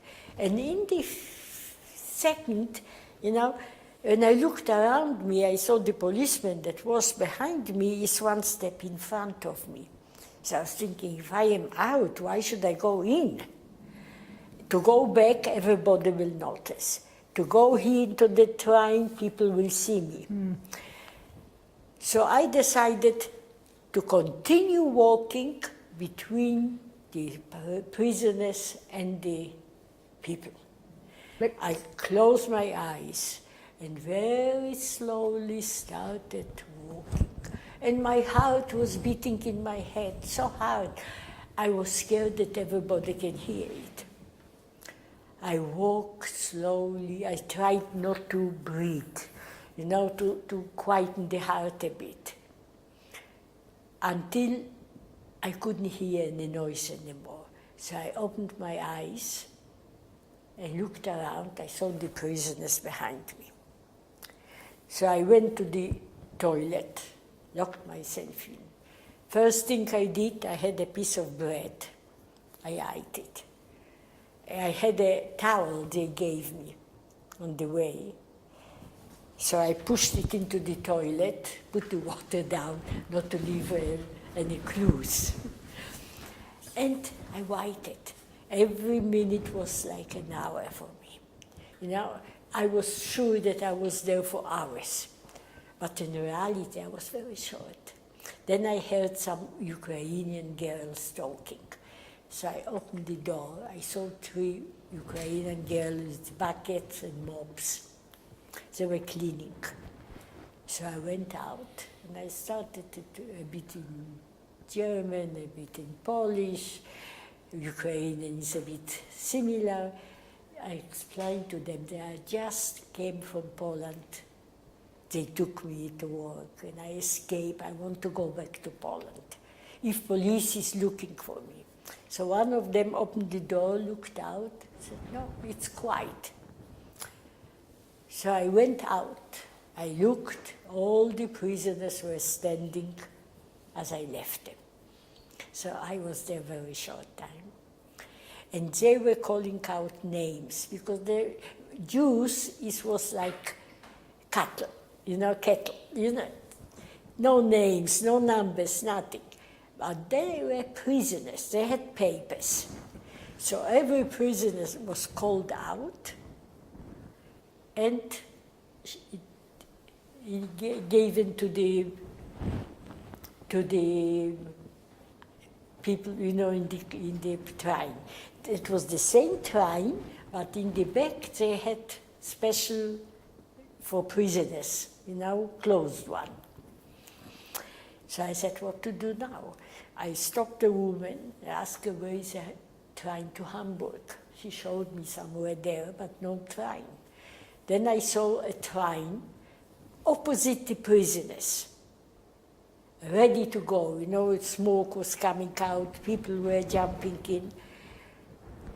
So I ran there, and my eagerness, I don't know if it was first class or second class, I jumped in. It was a long corridor, and through the windows I could see the prisoners standing.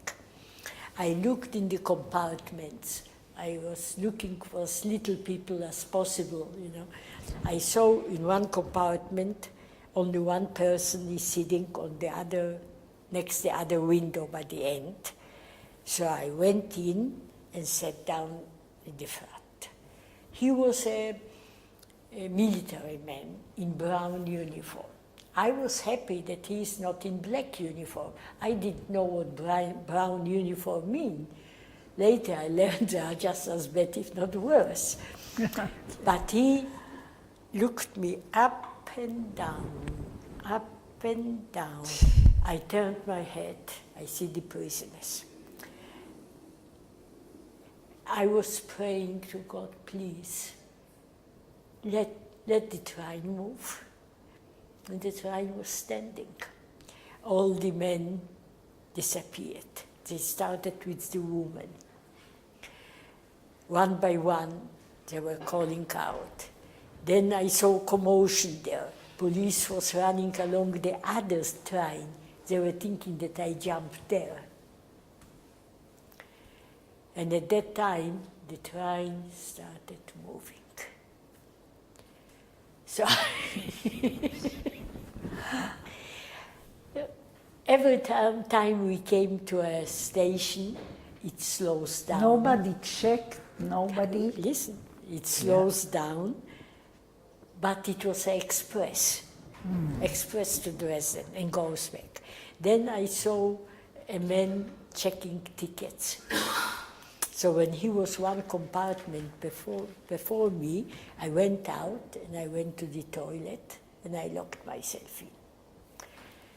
In the toilet, there was a basin with water and a mirror. And I looked in and I didn't believe what I saw. I was 16 at that time, and I looked like 60 at least. First of all, it was snowing outside. I was in my sister's coat, the summer coat, with sandals, no socks. My legs were blue from cold. My coat that I wear used to be navy blue. Now it looked gray, and it was all crumpled from the oven, and I smelled from disinfection. I don't know how that man, didn't call the police right away. And I sat there, I washed my face, my skin was yellow, I had black rings around my eyes, my lips were black, burnt. I don't know if it's from cold or black. Not very black. Yeah. And I was hungry and I was cold. And the worst were my eyes, were crazy eyes, like from a crazy woman. I tried to smile, to give it a bit, but it didn't reach my eyes. Did you lose a lot of weight? No, because all the time we had food. All the time so you were not specially skinny. Few days that I didn't eat, it doesn't make such a difference. Yeah, but you ate very little still, Yes, according to but- what you tell us. Yes, but it's sufficient to keep us going, No, not to lose weight. But it depends how you looked. Did you look very skinny? Did you No, look no, I especially? didn't. No. I look normal. Normal. Yeah, I look Okay. normal, That- and not normal. Yes. Then somebody wanted to go in. And I knew that I couldn't stay there forever. Yeah. Because, so slowly I went out. I was scared to go anywhere else. I was thinking if he didn't call the police till now, so Yeah. he must be a good person. So I went in, and again he looked me up and down, up and down. So I turned my head away. And we came to Dresden. Dresden stopped, everybody went out. So now I looked around, I didn't like what I saw. I knew that in big cities there is Gestapo, and I was scared of it. So decided to travel. I saw 2 trains, one going in different direction. I wanted already go on that one, but then I don't know what made me the other train, or people looked better, or something, or intuition, I don't know. I jumped and I went to the other train.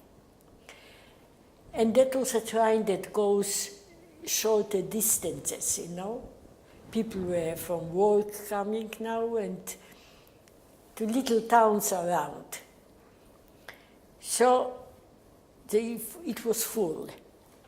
When the came in checking the tickets, again I made my way to the toilet.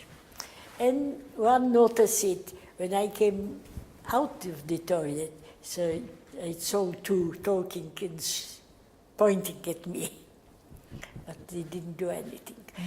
I was so cold, so hungry.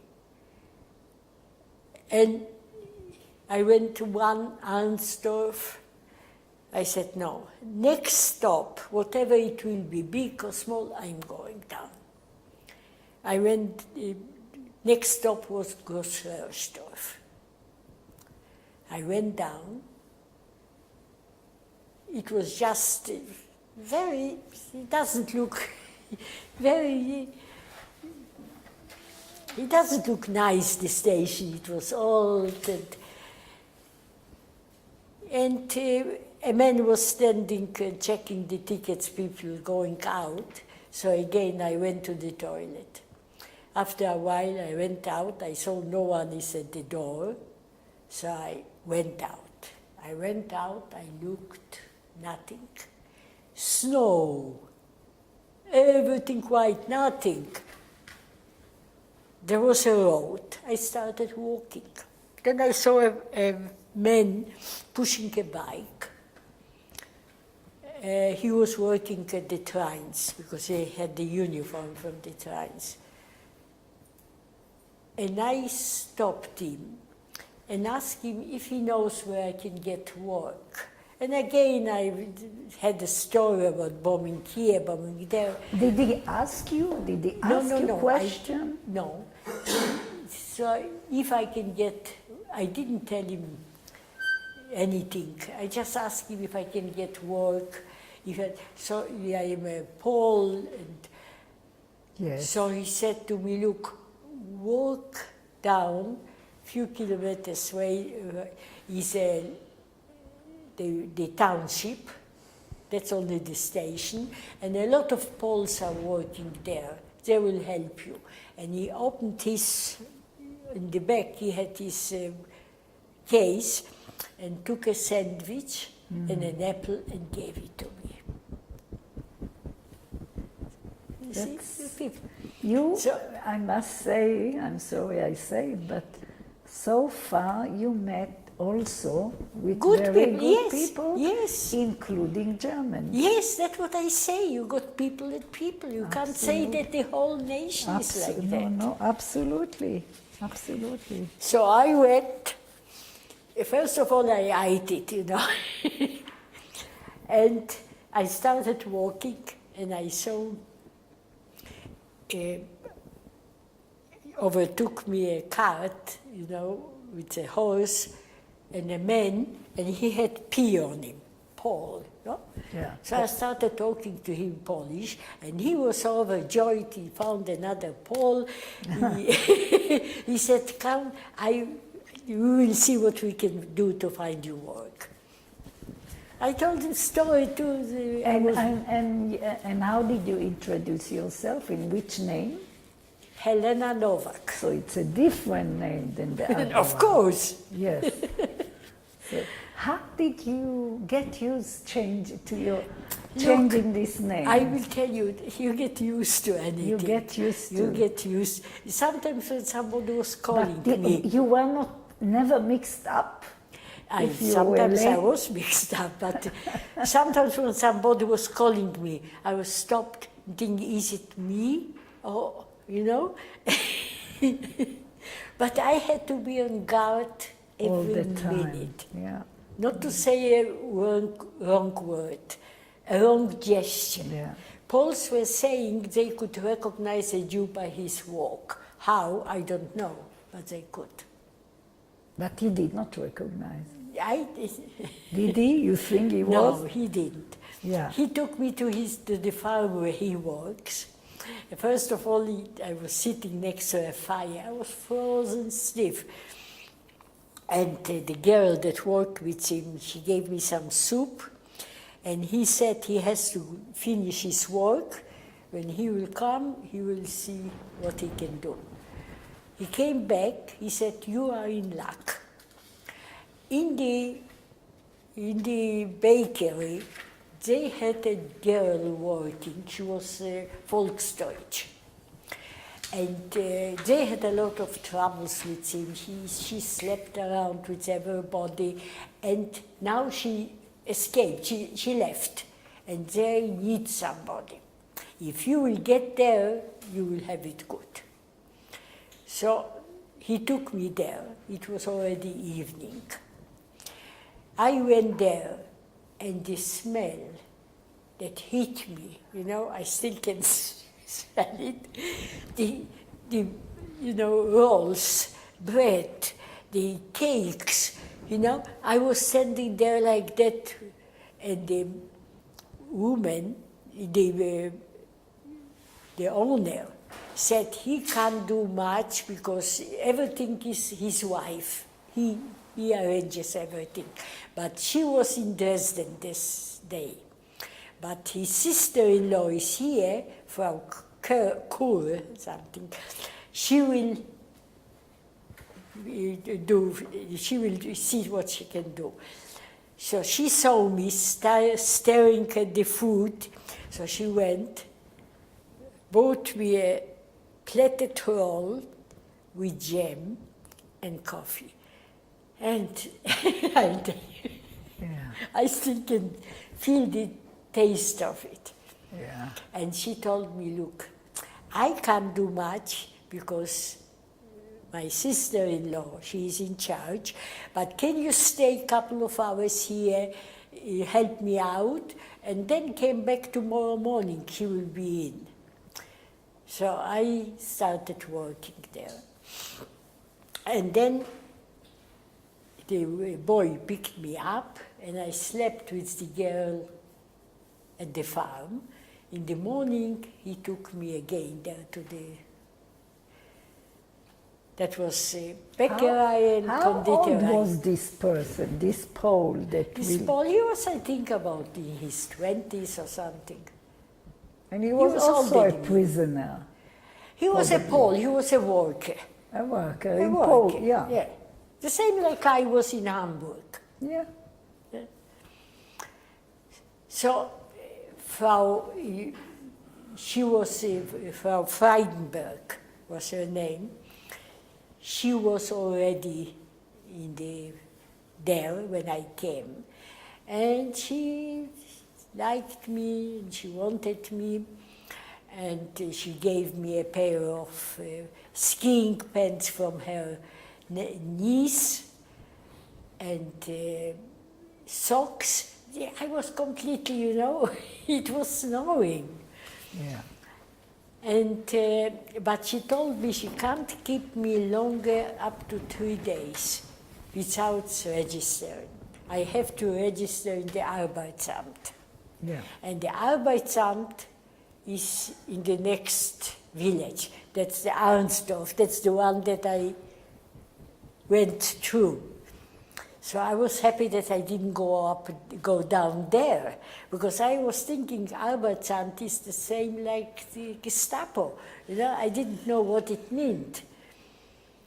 I was working there, and on Saturday, she told me, you have to go catch the train, at that hour, the last train, you have to go and to register, because I will be in trouble.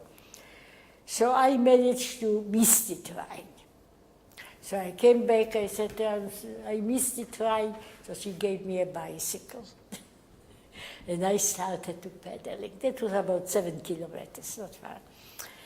Every time I came closer, I started going slower, slower. By the end, I was walking. Then I went to the address, I looked at the house.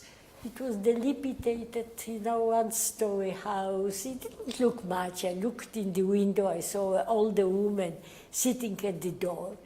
So I went in, and I told her my story, and she felt sorry for me. I could feel what I was telling her. She went sorry for me. What did you tell her, actually? But what did you tell her? it did the same. I don't exactly remember what More I told or less. her.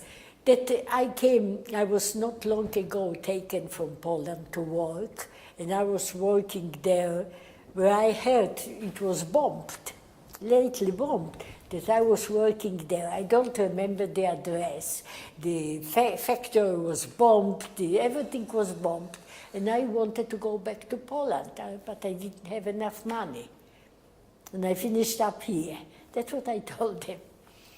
And somehow, I was very, I managed to convince them. I was convincing. But she said, but I am sorry, you can't stay with the Freidenbergs, because you worked in a factory for the war efforts. So you have to work in a factory, not privately. All right, so I came back. She was very sorry that I went to the factory there. That was Weidnitzer, was his name. They were doing, what I was doing is the straps to gas mask, to the rucksacks, the straps? Yeah. That's what I was doing. And he didn't have a place where to keep me. He didn't want to take me to his home. So he asked Mrs. Freidenberg if she don't mind if I will stay another couple of days with her until he will find a place for me. So not only that she said I can stay there all the time, not only for the couple of days. So I was working in the factory. When I was coming back from the factory, I was helping out in the bakery. They were very good people. They were anti-Nazis. It was in Arnsdorf, yes? Big pardon? Where was that? That was in Grossröhrsdorf. That's another village. Never mind. Yeah, you got it there, in Grossröhrsdorf. And I was helping them out, and she was so good to me. She took me to picture theater to see film, and she was telling to the policeman to look away, not to see me. She was, they had the bakery. Once a week, he used to take bread and go to the village. Villages and towns around, and he was giving them bread, and he was getting everything. They had food, everything. They had a lot of food. And she even wanted, she told me she wanted me to stay with her when the war ended. And she will send me to a art school because she saw that I'm artistic. And how did she see that? because I was taking, wherever I found nail, so I was doing little figures for her. So she said after the war that I can stay with them, and her sister-in-law wanted me to marry her son, Heinz. He was in the army. She would like me to marry. But you know, at night time we listened to the BBC. It was not allowed. She wouldn't do it when her son was on leave. But we listened, and when it was the attack on Hitler, you know, that they did the bomb, she was so happy. They were thinking that he will be killed, but because they were anti-Nazi, probably. They were anti-Nazi, but she will never show it in front of her son. Yeah, I can imagine. You see? Yeah. Her son's name was Gotthard. And I worked there till I was liberated by the Russian. It was early spring of 1945. I don't remember, it was sometimes in March, or it was after Dresden was bombed. Because I remember it was in February, I think.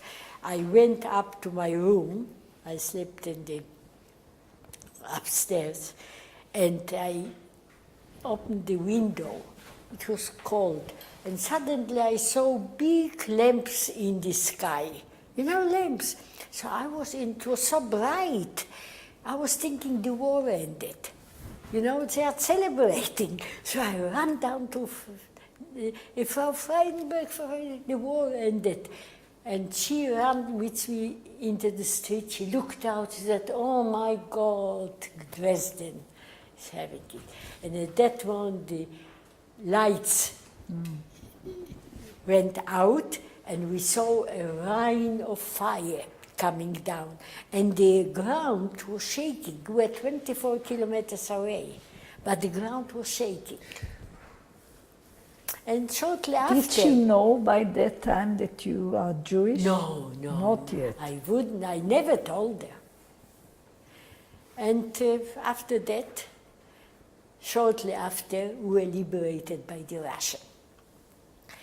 And they came, all the, you know, the French, the Poles, the Russians, they were running around, robbing, you know, they're taking. Yeah. Were you, as a girl, were you afraid? Or I wasn't afraid. Yeah. And I tried to help them. You know, when the Russian came in to rob, to take, so I was telling them that they saved me, you know. But I did, the army that went and liberated us, they were too far in front. In the back, they were still fighting. So they had to go back.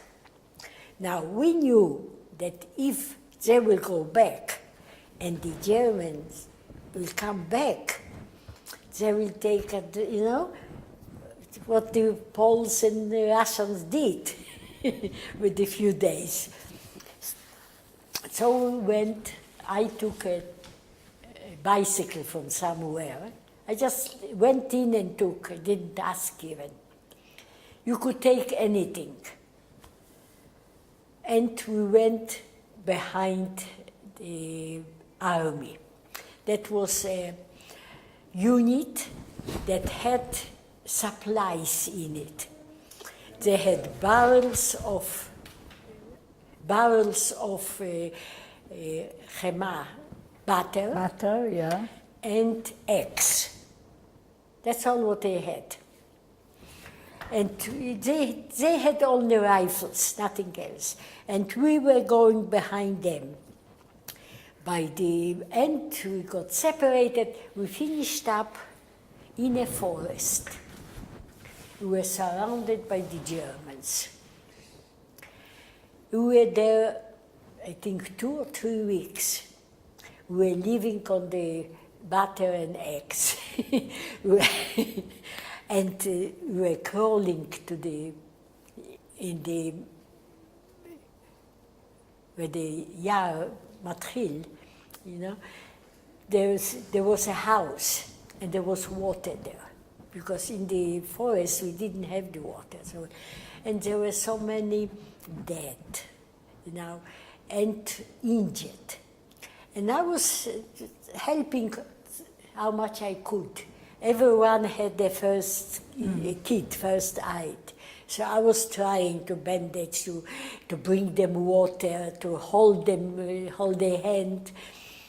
After 2 or 3 weeks, a Russian unit, went through with a Katyusha.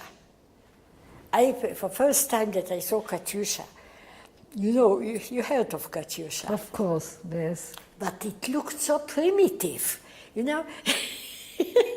And they were so scared of it. And they were starting to evacuate the injured.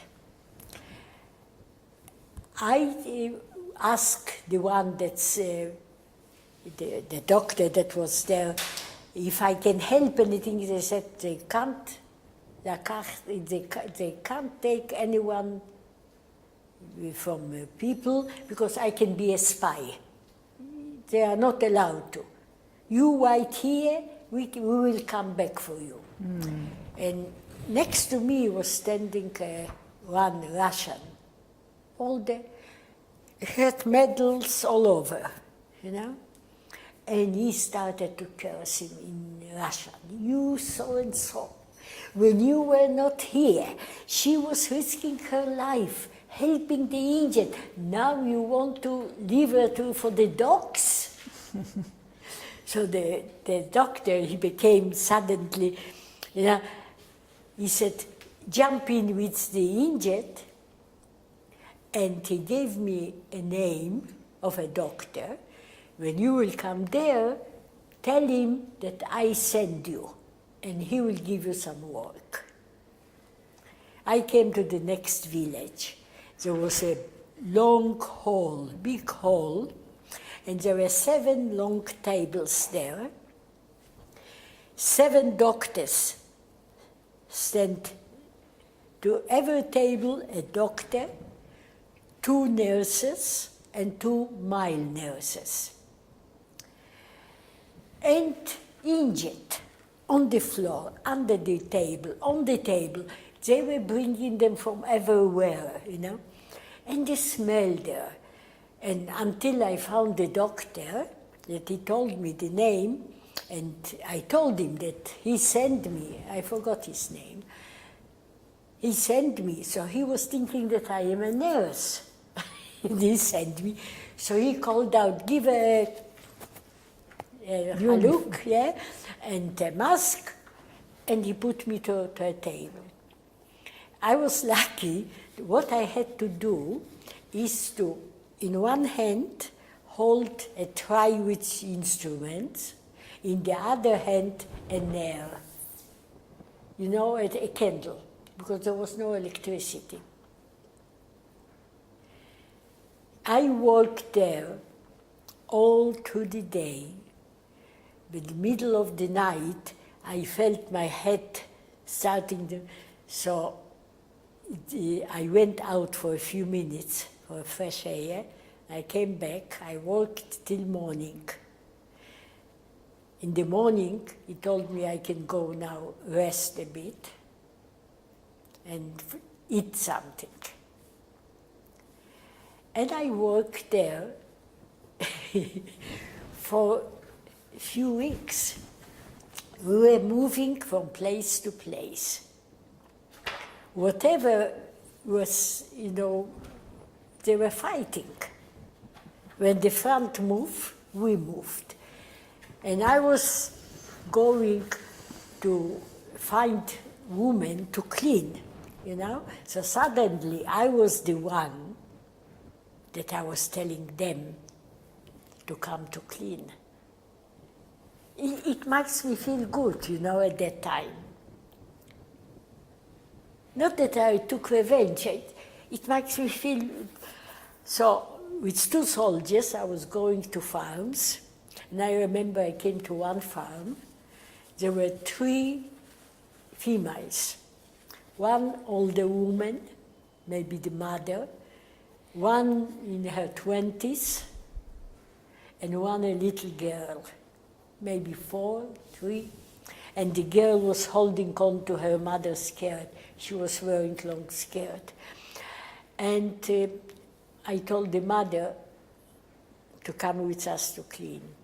And she, you know, fell on her knees, and she begged me, please, let me take my daughter with me, because she will be raped. I didn't know, I haven't seen her. And suddenly I felt sorry for the little girl. She is not guilty, she's just a child. So I let her take her. When we came there, everybody was laughing. Why did you bring the child? So I told them, so you feel sorry for a German?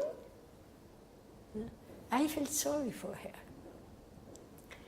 And the doctor, he told me, there was another doctor that I worked later, Dr. Gruszecki, he was Jewish too. Where was that in this On the road. One of the villages. Beg your pardon? One of the villages. Yeah, we were moving from village to From village. village to village, yes. And wherever we came, we had to arrange tables to have operation.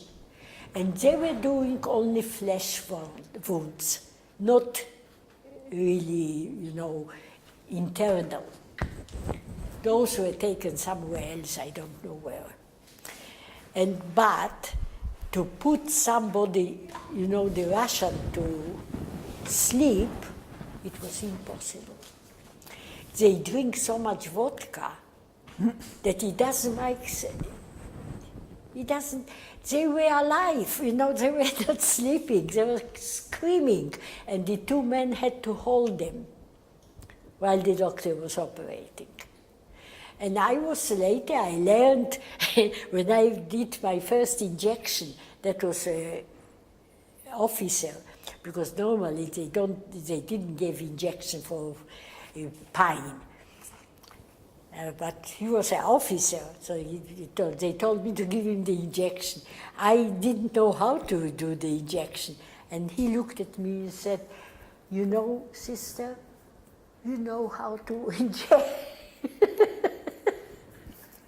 But I learned. And after that, I became in charge of the blood.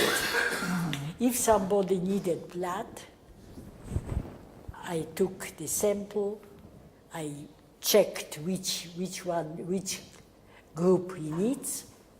I was in charge of the blood group. And after, when the war ended, we finished up in a small town, I don't remember the name, and we took over a hospital.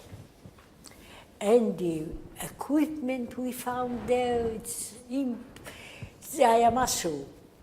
We didn't have anything, and suddenly we had so much of it. I could have gone at that time, try to go back home, but I was scared. Because I know how long as I am on my way, I still got hope. You know, I still can hope for something. If I will go there, everything will finish. And I worked at the hospital for about 3 months. And when I decided, I think it was in August, that I decided I have to go back to see. And the doctor that I was working, I told him that I was Jewish. What should I do? He said, don't say anything, he was Jewish too. We don't know how the people are, according to the Jews, you know. Don't say anything, keep it quiet. So when I left, you know, the patients, they were crying that I'm going. Because I worked. They said if I do the injection, they don't feel it. The other one, you know, it hurts them, or the bandage, anything. And I went back. I don't remember how long I was traveling. From train to train, I came to Lublin. First of all, I wanted to see if the owner of the house is still there. I went to the house. They told me that she left. She sold it or something, I don't know. I was going down the stairs. Another woman was coming up. She was the owner of the bakery downstairs. And we left with them so many things.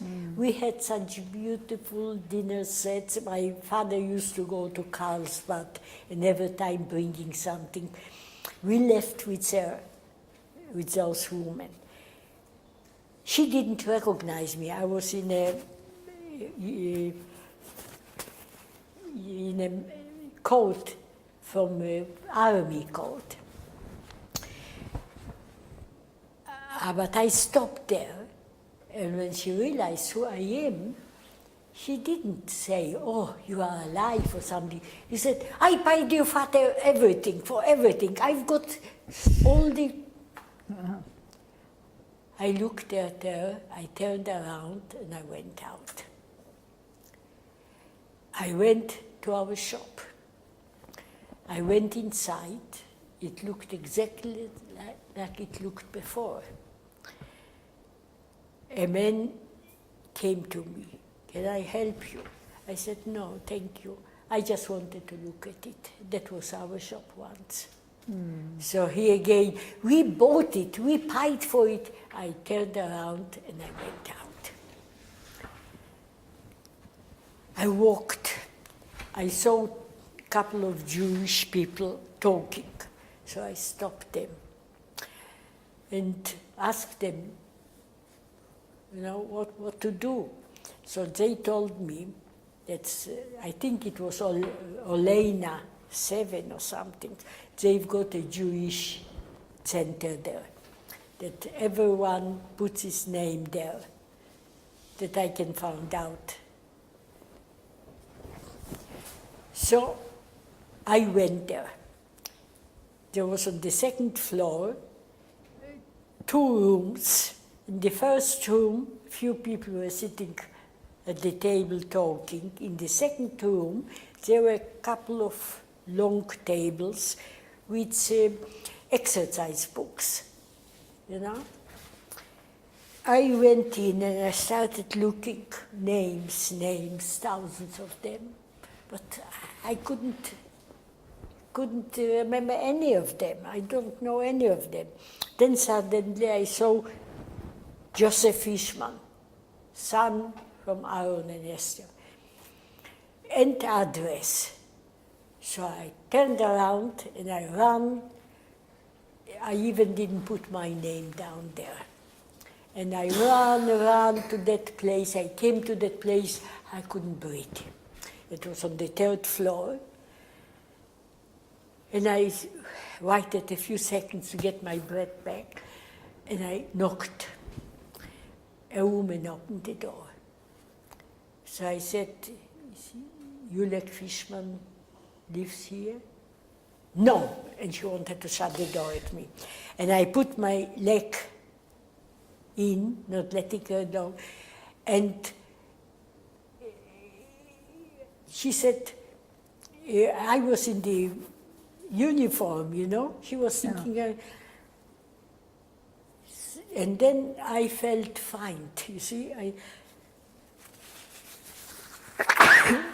I felt it, so I leaned on the wall, and probably my color changed, because she became suddenly, you know, she said, what's wrong? I said, "Yulek is my brother." So she took me inside.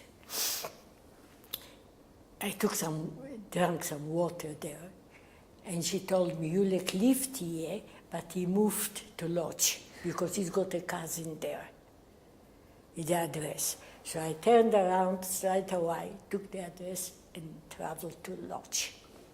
How did he survive? Who?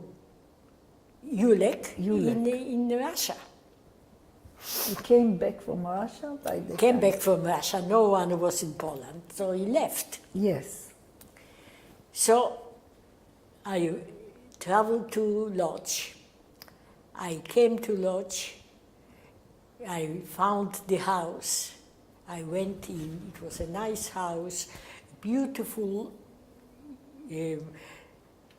inside, but many rooms, but in every room a family. Or Schnee families, I don't know. And I found my cousin. He survived in partisan. And he had two brothers. There were three brothers in the partisan.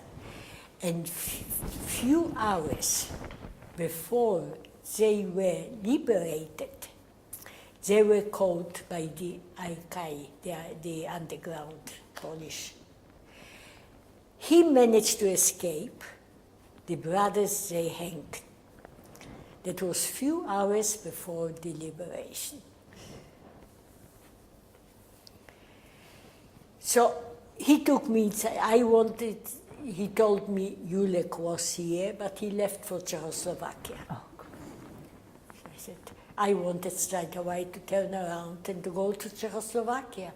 And he said to me, look, wait here. I'm sure he will write to us. Where do you know Czechoslovakia is big? Where did you find him? So I went in. They gave me some food. I haven't eaten for days. And I haven't washed myself. I smelled. They made a bath for me. And that was the last thing that I remembered. I woke up, I was lying. He woke me up 2 days later in the bed.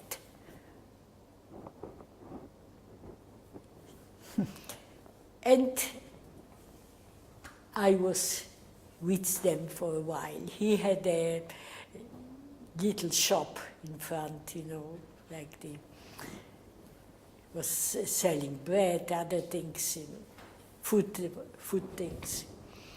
And then I learned that there is a group of youngsters that I wanted to change. I did it really because one night we slept in a double bed. His wife, he, another girl, and me. Another girl that she didn't have anyone and she worked for him. One day, his wife went to the market or something with the girl, and I was sleeping with him. And suddenly, he found, and so I was so. I said, "How you survived the war with your wife? What's wrong? It's nothing. So the same day, I went to inquire. The same day, I went to inquire about the group.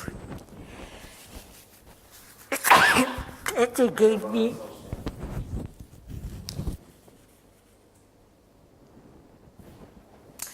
they gave me some money to go to Warsaw, where the group was starting.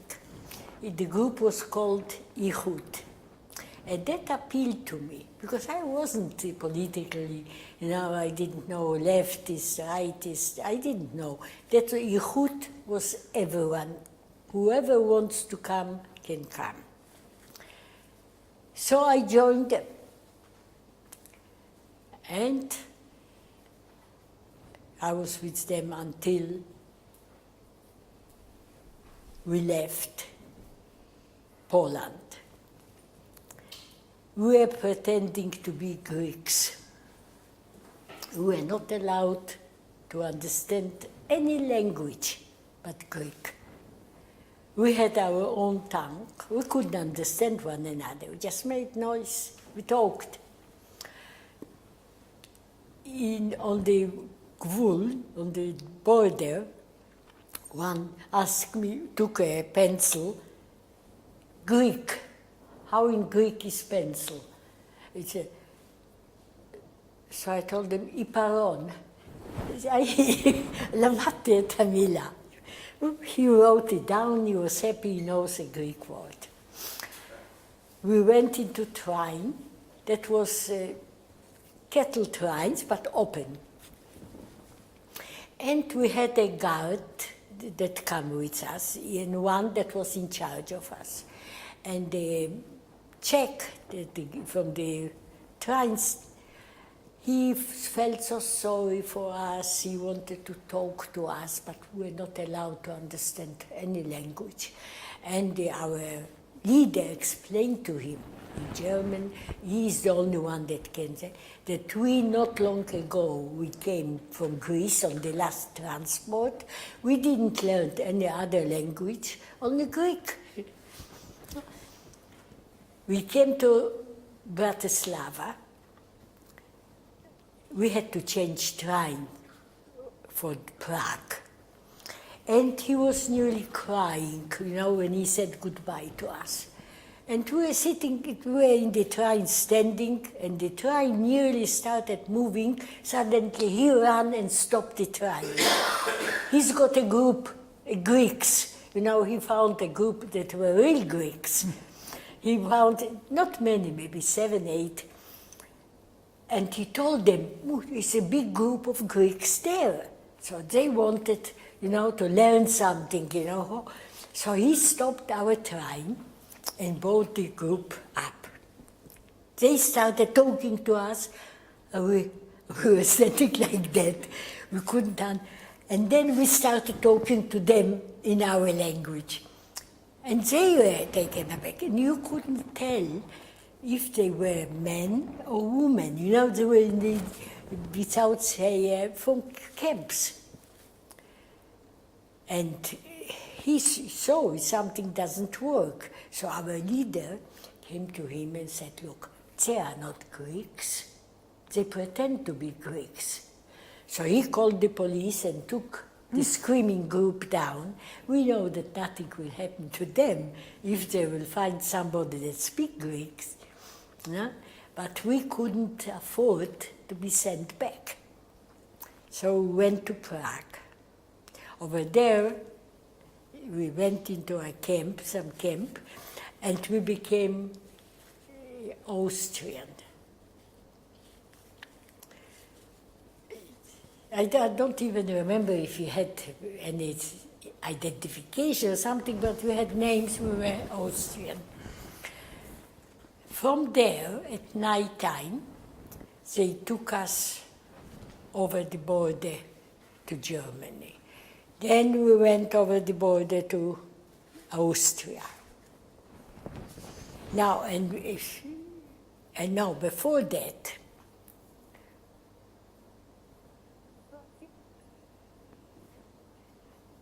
let me think. No, when I was still in the camp, Gidal knew where Which camp you talk about now? Ferenwald. You were in Ferenwald. He was in contact with Julek. So he was in contact with Julek all the time, because from Russia they could get letters. And he learned that I survived. How he learned? Because when I was in Warsaw with the group, we had a visitor from the British Jewish Army. Where was that? In Warsaw. He came and he took addresses if somebody got families. I knew that I've got a brother in Tel Aviv. I didn't know the address. So they, through the radio in Tel Aviv, put it on that I survived, and I am with that group. And Gida learned it from a neighbor, that he heard it. So he notified Yulek that I am with that group, and they could follow our movements. Yeah. By the way, you've been to many DP camps, if you were in Fernwald, if you were in all these places. Yes, but short while, only a few Very days. short, only Very few short, days. Yeah. just on the way back. My group stopped in Fernwald. Yeah? But Julek found somebody that was going on leave to Germany. So he gave him the address of the group in Fernwald to find me. And he found me, and I learned from him that Julek is in Italy. And then I decided to go to Italy, not to stay with the group. He took me to the station and showed me the train that was standing on the side. And he will be traveling in that train tomorrow, his whole group, some soldiers, to Italy. For me to get in and to hide there, he showed me which compartment, and he will see me there. So I went around, I found a broken window. So I went in and I hid under the seat. It was so cold, snow everywhere. In the morning, they took the train to the station. In the station, the soldiers started to come in. He was the first to come in into that compartment. He saw me in the corner. He put his stick in front and sat down. And I was sitting there until we crossed the border to Italy. Then he pulled me out, and all the soldiers, he gave me chocolate, and they were so sorry for me. And he never stopped that they got food. They used to bring me something. And we came to Rome, and they even gave me some money. And I wanted to go to see our first group that was stationed in Grottaferrata. So I didn't know, I had the address. I didn't know, went to a woman, I showed her the address. So she took me by hand, took me to the train, and I went. And I came to the place. It was a big building, beautiful, everything. I heard that Mussolini, that was his, that he was going for holidays. Villa Cavaletti, it was called, in Grottaferrata. And over there I found the people I knew. There were about 200 of us at that time, but it was, we were not crowded. It was huge. Marble, everywhere marble. I never saw a thing like that. Then they took us out from there to Milan, or not far from Milan, and to a camp, some kind of a camp. And we were waiting there a few days. Then one day they told us to go into trucks, called swim, and not to talk, so nobody will hear that people are there. We were traveling quite nearly all day. Then suddenly we stopped. we heard noise. And then it was opened, and we saw police, you know, Italian. House to go out. So they were told that some Germans tried to escape, you know, Nazis. And here they saw children. So the soldiers who were going with the Jewish brigade, they told them that they were traveling and they saw us walking, and our ship is in La Spezia. We were near La Spezia. And we left the ship and we were walking. So they are bringing us back to the ship. So they took us back on the and took us to the ship. I saw the ship, the fishing boat. I was thinking that with that boat we will go to the proper ship. And suddenly I saw the people disappearing, you know. There were at that time 1,014 of us. There's not only our group, only different groups. And in the morning, the police came back, and all the men had to go out, take off the clothes to show if they have got the sign. You know, the Nazis had something. They said, they've got here children. So they said, they can go. But in the meantime, the British heard of us. So they came, and they wanted to take us to a camp. And when our time will come, we will go. They said, we are not getting out. So they said, we will never allow you in that ship to go. That's a suicide. It will be on our conscience. So at night time, they bought another boat, the same size, and put half in the other boat. But that didn't help. We sat on the ship for 6 weeks. We had a hunger strike for 76 hours. We were already 2 months on the way with very little food, you know. A couple of biscuits with a piece of meat from the tins. For 76 hours, only water we could drink. The Italian people were so good. They wanted to help us. They brought food, but we didn't let it in. We were on a pier. And they even strike one day. And they were marching with slogans against the British. And we had twice, someone came, I think, who was the prime minister at that time? Of where?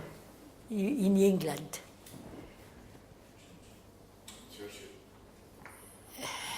It will come back. I don't remember if it was him or somebody in his name came to talk to us. Maybe Clement. Clement, Attlee. yes. Clement Attlee, right? Yeah, Attlee. And by the end, it was a huge news. We had reporters from all over the world on little boats taking photos and writing and talking to us. By the end, the British were forced to give us a free entry. And in beginning of May 1946, we arrived in Haifa. We were the only group that arrived legally. Our two boats were Eliyahu Goromb and Dov Ross. After us, they opened in Cyprus.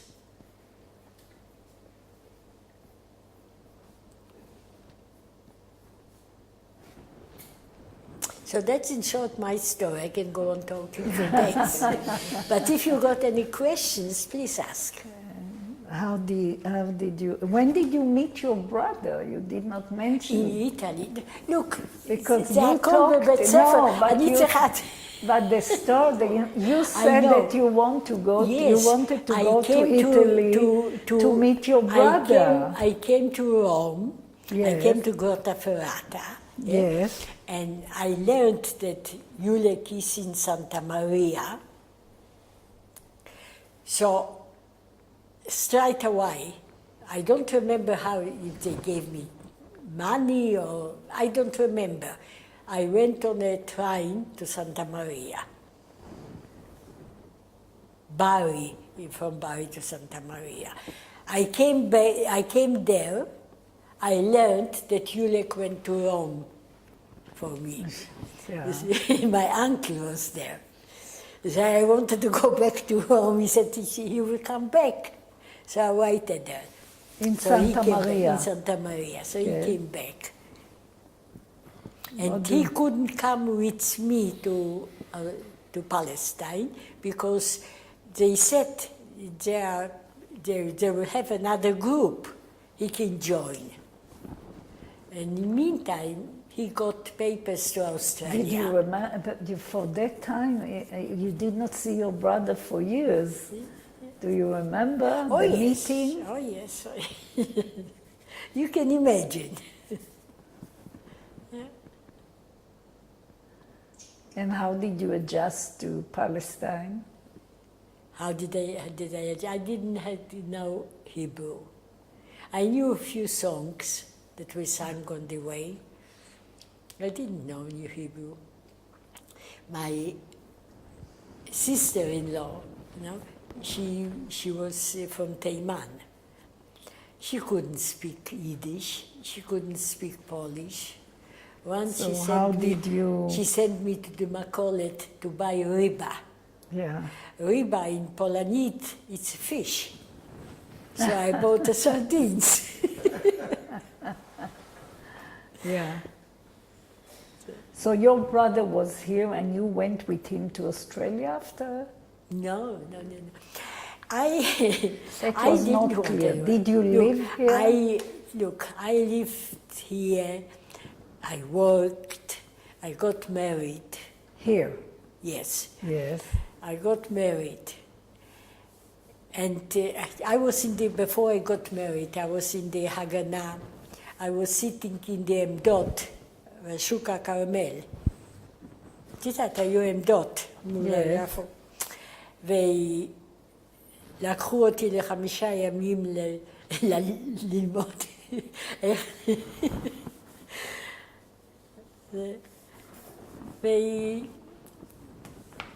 ונסעתי גם עם אוטובוסים. וכל אוטובוס שהולך לרחובות, יש ילד וילדה. הוא ישב על יד החלון, he didn't have anything. I see you have the need when you talk about Israel to talk Hebrew, to speak Hebrew. I forget. Yeah. And the girl had all the stand gun in pieces on the thing and 2 hand grenades. And a coat on top in summer. And they were used to. So until when did you live in Israel? Who? You, yourself. If my children would be here, I would love to be here. But my children are there. No, that was not, I asked, and when did you leave? When did I leave? I will tell you. I got married and I had 2 children. Yes. And Julek was in Australia. And overseas you hear more than it really is, So he sent us papers to come over. He urged us to come. We didn't want to leave Israel. And everyone was saying, you see, you got papers and you sit here. It was Sena at that time, it was very hard. That because at that time. Yes, it was very hard. But still, we didn't want to leave. We kept the papers for 2 years. Then one day we received a letter from the Australian consulate as if in the next 6 weeks we don't arrive in Australia, we lose our permits. It was all right to say we don't want to go, as long as we had the piece of paper in case we've got where to run. If I would be on my own, it would be different. I had 2 small children. My daughter was 7 months old, my son was 4.5. And Julek was in the letter, so you can get rich here, you just have to pick up from the ground.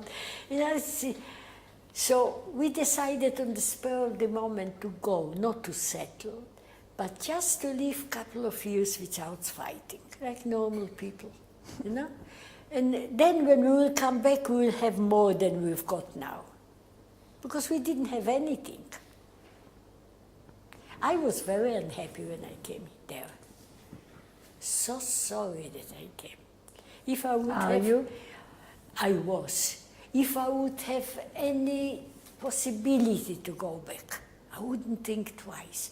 Not a word of English, not being able to communicate, not a penny to our name, with 2 little children. Everything was alien. But I burned my bridges. I couldn't turn back. Why? Because I didn't have the possibility, I didn't have the money to go back. How to go back? How to start? For all those years, probably you No, adjusted. for 15 years, I was still wanting to go back. For 15 years.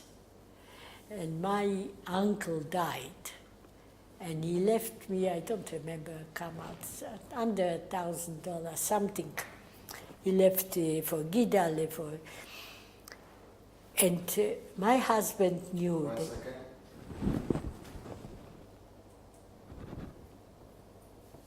Okay, ask. I understand that you are also an artist after all your. Do you express your biography in your art? I will tell you something. I never had anything to do with art. I was always handy with my hands. Yes. You know, I always had a little knife, Yes. and I always was doing something. And first time that I saw real life, Don't show it right now. If you want, you can photograph it afterwards. Yes. that I saw the first time real art was in 46 or end of 45 when I came to Rome. Yes. And I was bewildered, you know. I could stand there for hours just looking and touching. And I envied the people that could express themselves like that. I saw beautiful paintings, but I didn't have the urge to paint. But sculpture, it was something, you know, talked to me, it talked. But I never had the opportunity. Only in 81, I started to learn English in Murabin Tech. I was there for 1 year. And I saw that they've got pottery and sculpture classes. I said, what? So I joined. I didn't like the pottery. I didn't like to do something on a wheel. And I didn't, she couldn't help me with sculpture. So I stopped. And I tried to do it at home by myself, but I had so much difficulties because over there, I was taught how to prepare clay for the wheel. The clay has to be pliable, you know. For sculpture, the less you touch it, the better it is. I was making figures and they were collapsing because, and I had so much difficulties. So a friend of mine said, why don't you take some lessons? I was at that time 55. I said, at my age, I said, so she rang up to a sculptor, Karl Duldig, if he can give me lessons. She left a message or something. Anyway, he rang me. I heard that you want to learn sculpture. You are welcome to come to my place. Bring with you photos of your work. I didn't have anything. I had 2 little pieces that I did out of proportion because it was collapsing. But I went there and I showed him what I did. And he said, yes, I can see that you got talent, but I can give you lessons. And he told me how much he's charging. I was thinking he's got classes, but he wants to give me one-to-one. It wasn't much really. At that time, $25 or something, but we had a hairdresser shop. My husband sometimes all day work and didn't make the $25. That was, for me, it was a lot of money. Yeah. So he saw suddenly that I cooled down. So he said, why don't you, because he was thinking I am a rich woman, I don't know what to do with my time. So he said to me, why don't you take 4 lessons and see if you like it or not? So I started to calculate in my head, if I want to do that, I want that. So I said, okay. The problem was with my husband. He encouraged me to learn English, to learn to drive the car, because he was always better than I in those things. In sculpture, he didn't have anything, When I told him that I want to do it, was playing with clay. What are you, a young girl now? Why don't you do something more constructive? So after I saw Karl Duldig, I came back. I said, I don't want from you, my birthday is coming now, that was in May, our anniversary, Mother's Day. I don't want anything, because he was buying me all kinds of jewelry. I want the 4 lessons. He said, if I will say no, you will still go? I say, yes, I will go, but I want your approval. So he said, all right, go. So first lesson, I learned a lot, because he showed me how to use the clay. Mm-hmm. The second lesson I came, he was in a talkative mood. He told me what he did here, how he did. I like his work when he was young, because it was a realistic work. Lately, he was doing more abstract, more primitive work, Yeah. And that doesn't talk to me. I don't understand it. So I was sitting like on a hot coal, looking at the clock. 2 hours, it's not long. It's nearly an hour gone, and he still talks. By the end, he took a piece of clay, gave me a piece, and he said to me, let's see what it will come out of it. When he said this word, it's like somebody will pour cold water over me. Because in my opinion, an artist, when he takes a piece of clay, he knows what he wants to do, not what will come out. I haven't got that kind of imagination. So he saw that I was, I don't know what to do, so he took a little figure, put in front of me. He said, do something similar. I started doing, and I was hurrying because already half lesson passed, and everything was dropping. And by the end, I realized that wouldn't work. So I said to Mr. Duldig, I don't think it will work. Yes, he said, I saw that you are so nervy. I said, look, how about if I will work at home? If I will have a problem, I will come to you. He said, yes. I never went back to him. Yeah. But do you express, my question is, do you express what you went through In some in your in work? sometimes, And in yes. what way? You will see in my photos. Okay, Okay? yeah. You will Would see you my like photos. to add something for the next generation, for For the next generation. to say, to teach us something, to teach others? Yes. Don't be ignorant. And try to live in peace. Do you believe that the way you survive is by God? Is it That's by just luck. accident? That's just luck. Sometimes one step in one side or the other, it's all the different. For me, that I was standing behind him. It's not that I was a hero. I didn't do anything heroic. I was desperate. Yeah. Sarah, we really we are lucky to meet you, and we appreciate so much that Toda you raba. shared your life with us. Toda Really, raba. on behalf of Yad Vashem, certainly on my behalf. We really are very grateful that you were You're willing welcome. to share your life with us. And we Toda bless raba. you. Please. You can talk. I can talk, okay. Which on the Start from the right, right. on the right is my father, my sister Zosha, my brother Yulek, and my mother, and me. I was maybe Teisha, Esther. And who shot the photo?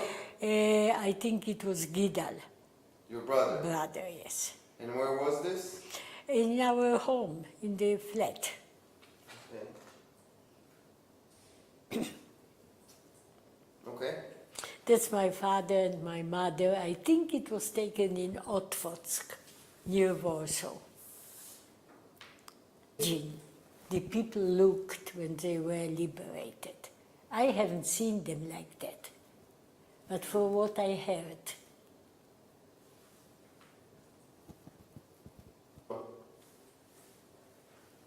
Go ahead.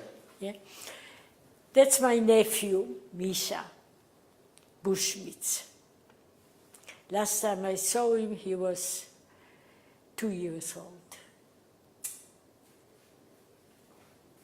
Okay? Go ahead, Sarah. Yeah. All right, on the right is my father and me, in between my mother and my brother Gidal, my brother Yulek, my sister Zosha, my nephew Misha, and my brother-in-law Jamka. Okay. Okay? You don't need to point because All right. All right, that's a picture after the war. Who survived from my family? On the right is Gidal, my brother. On the top, there are his two children, Aharon and Dalia, my sister-in-law, Esther, me, and Yulek. My sister and her husband and her baby didn't survive, and my parents didn't. בבקשה. אוקיי. זאתי הייתה חתונה שלי. 4 ימים לפני Israel became a state. There were at that time 2 חתונות, ולא היה מניין. So Levi, my husband, went out into the street and caught a laborer coming back from work. So he was detained to be able to marry.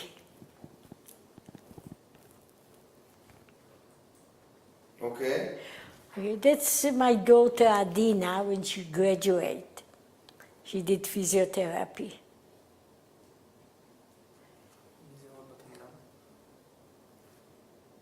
Okay, Sarah? Okay. That was the graduation of my, my son Gideon. He is a doctor.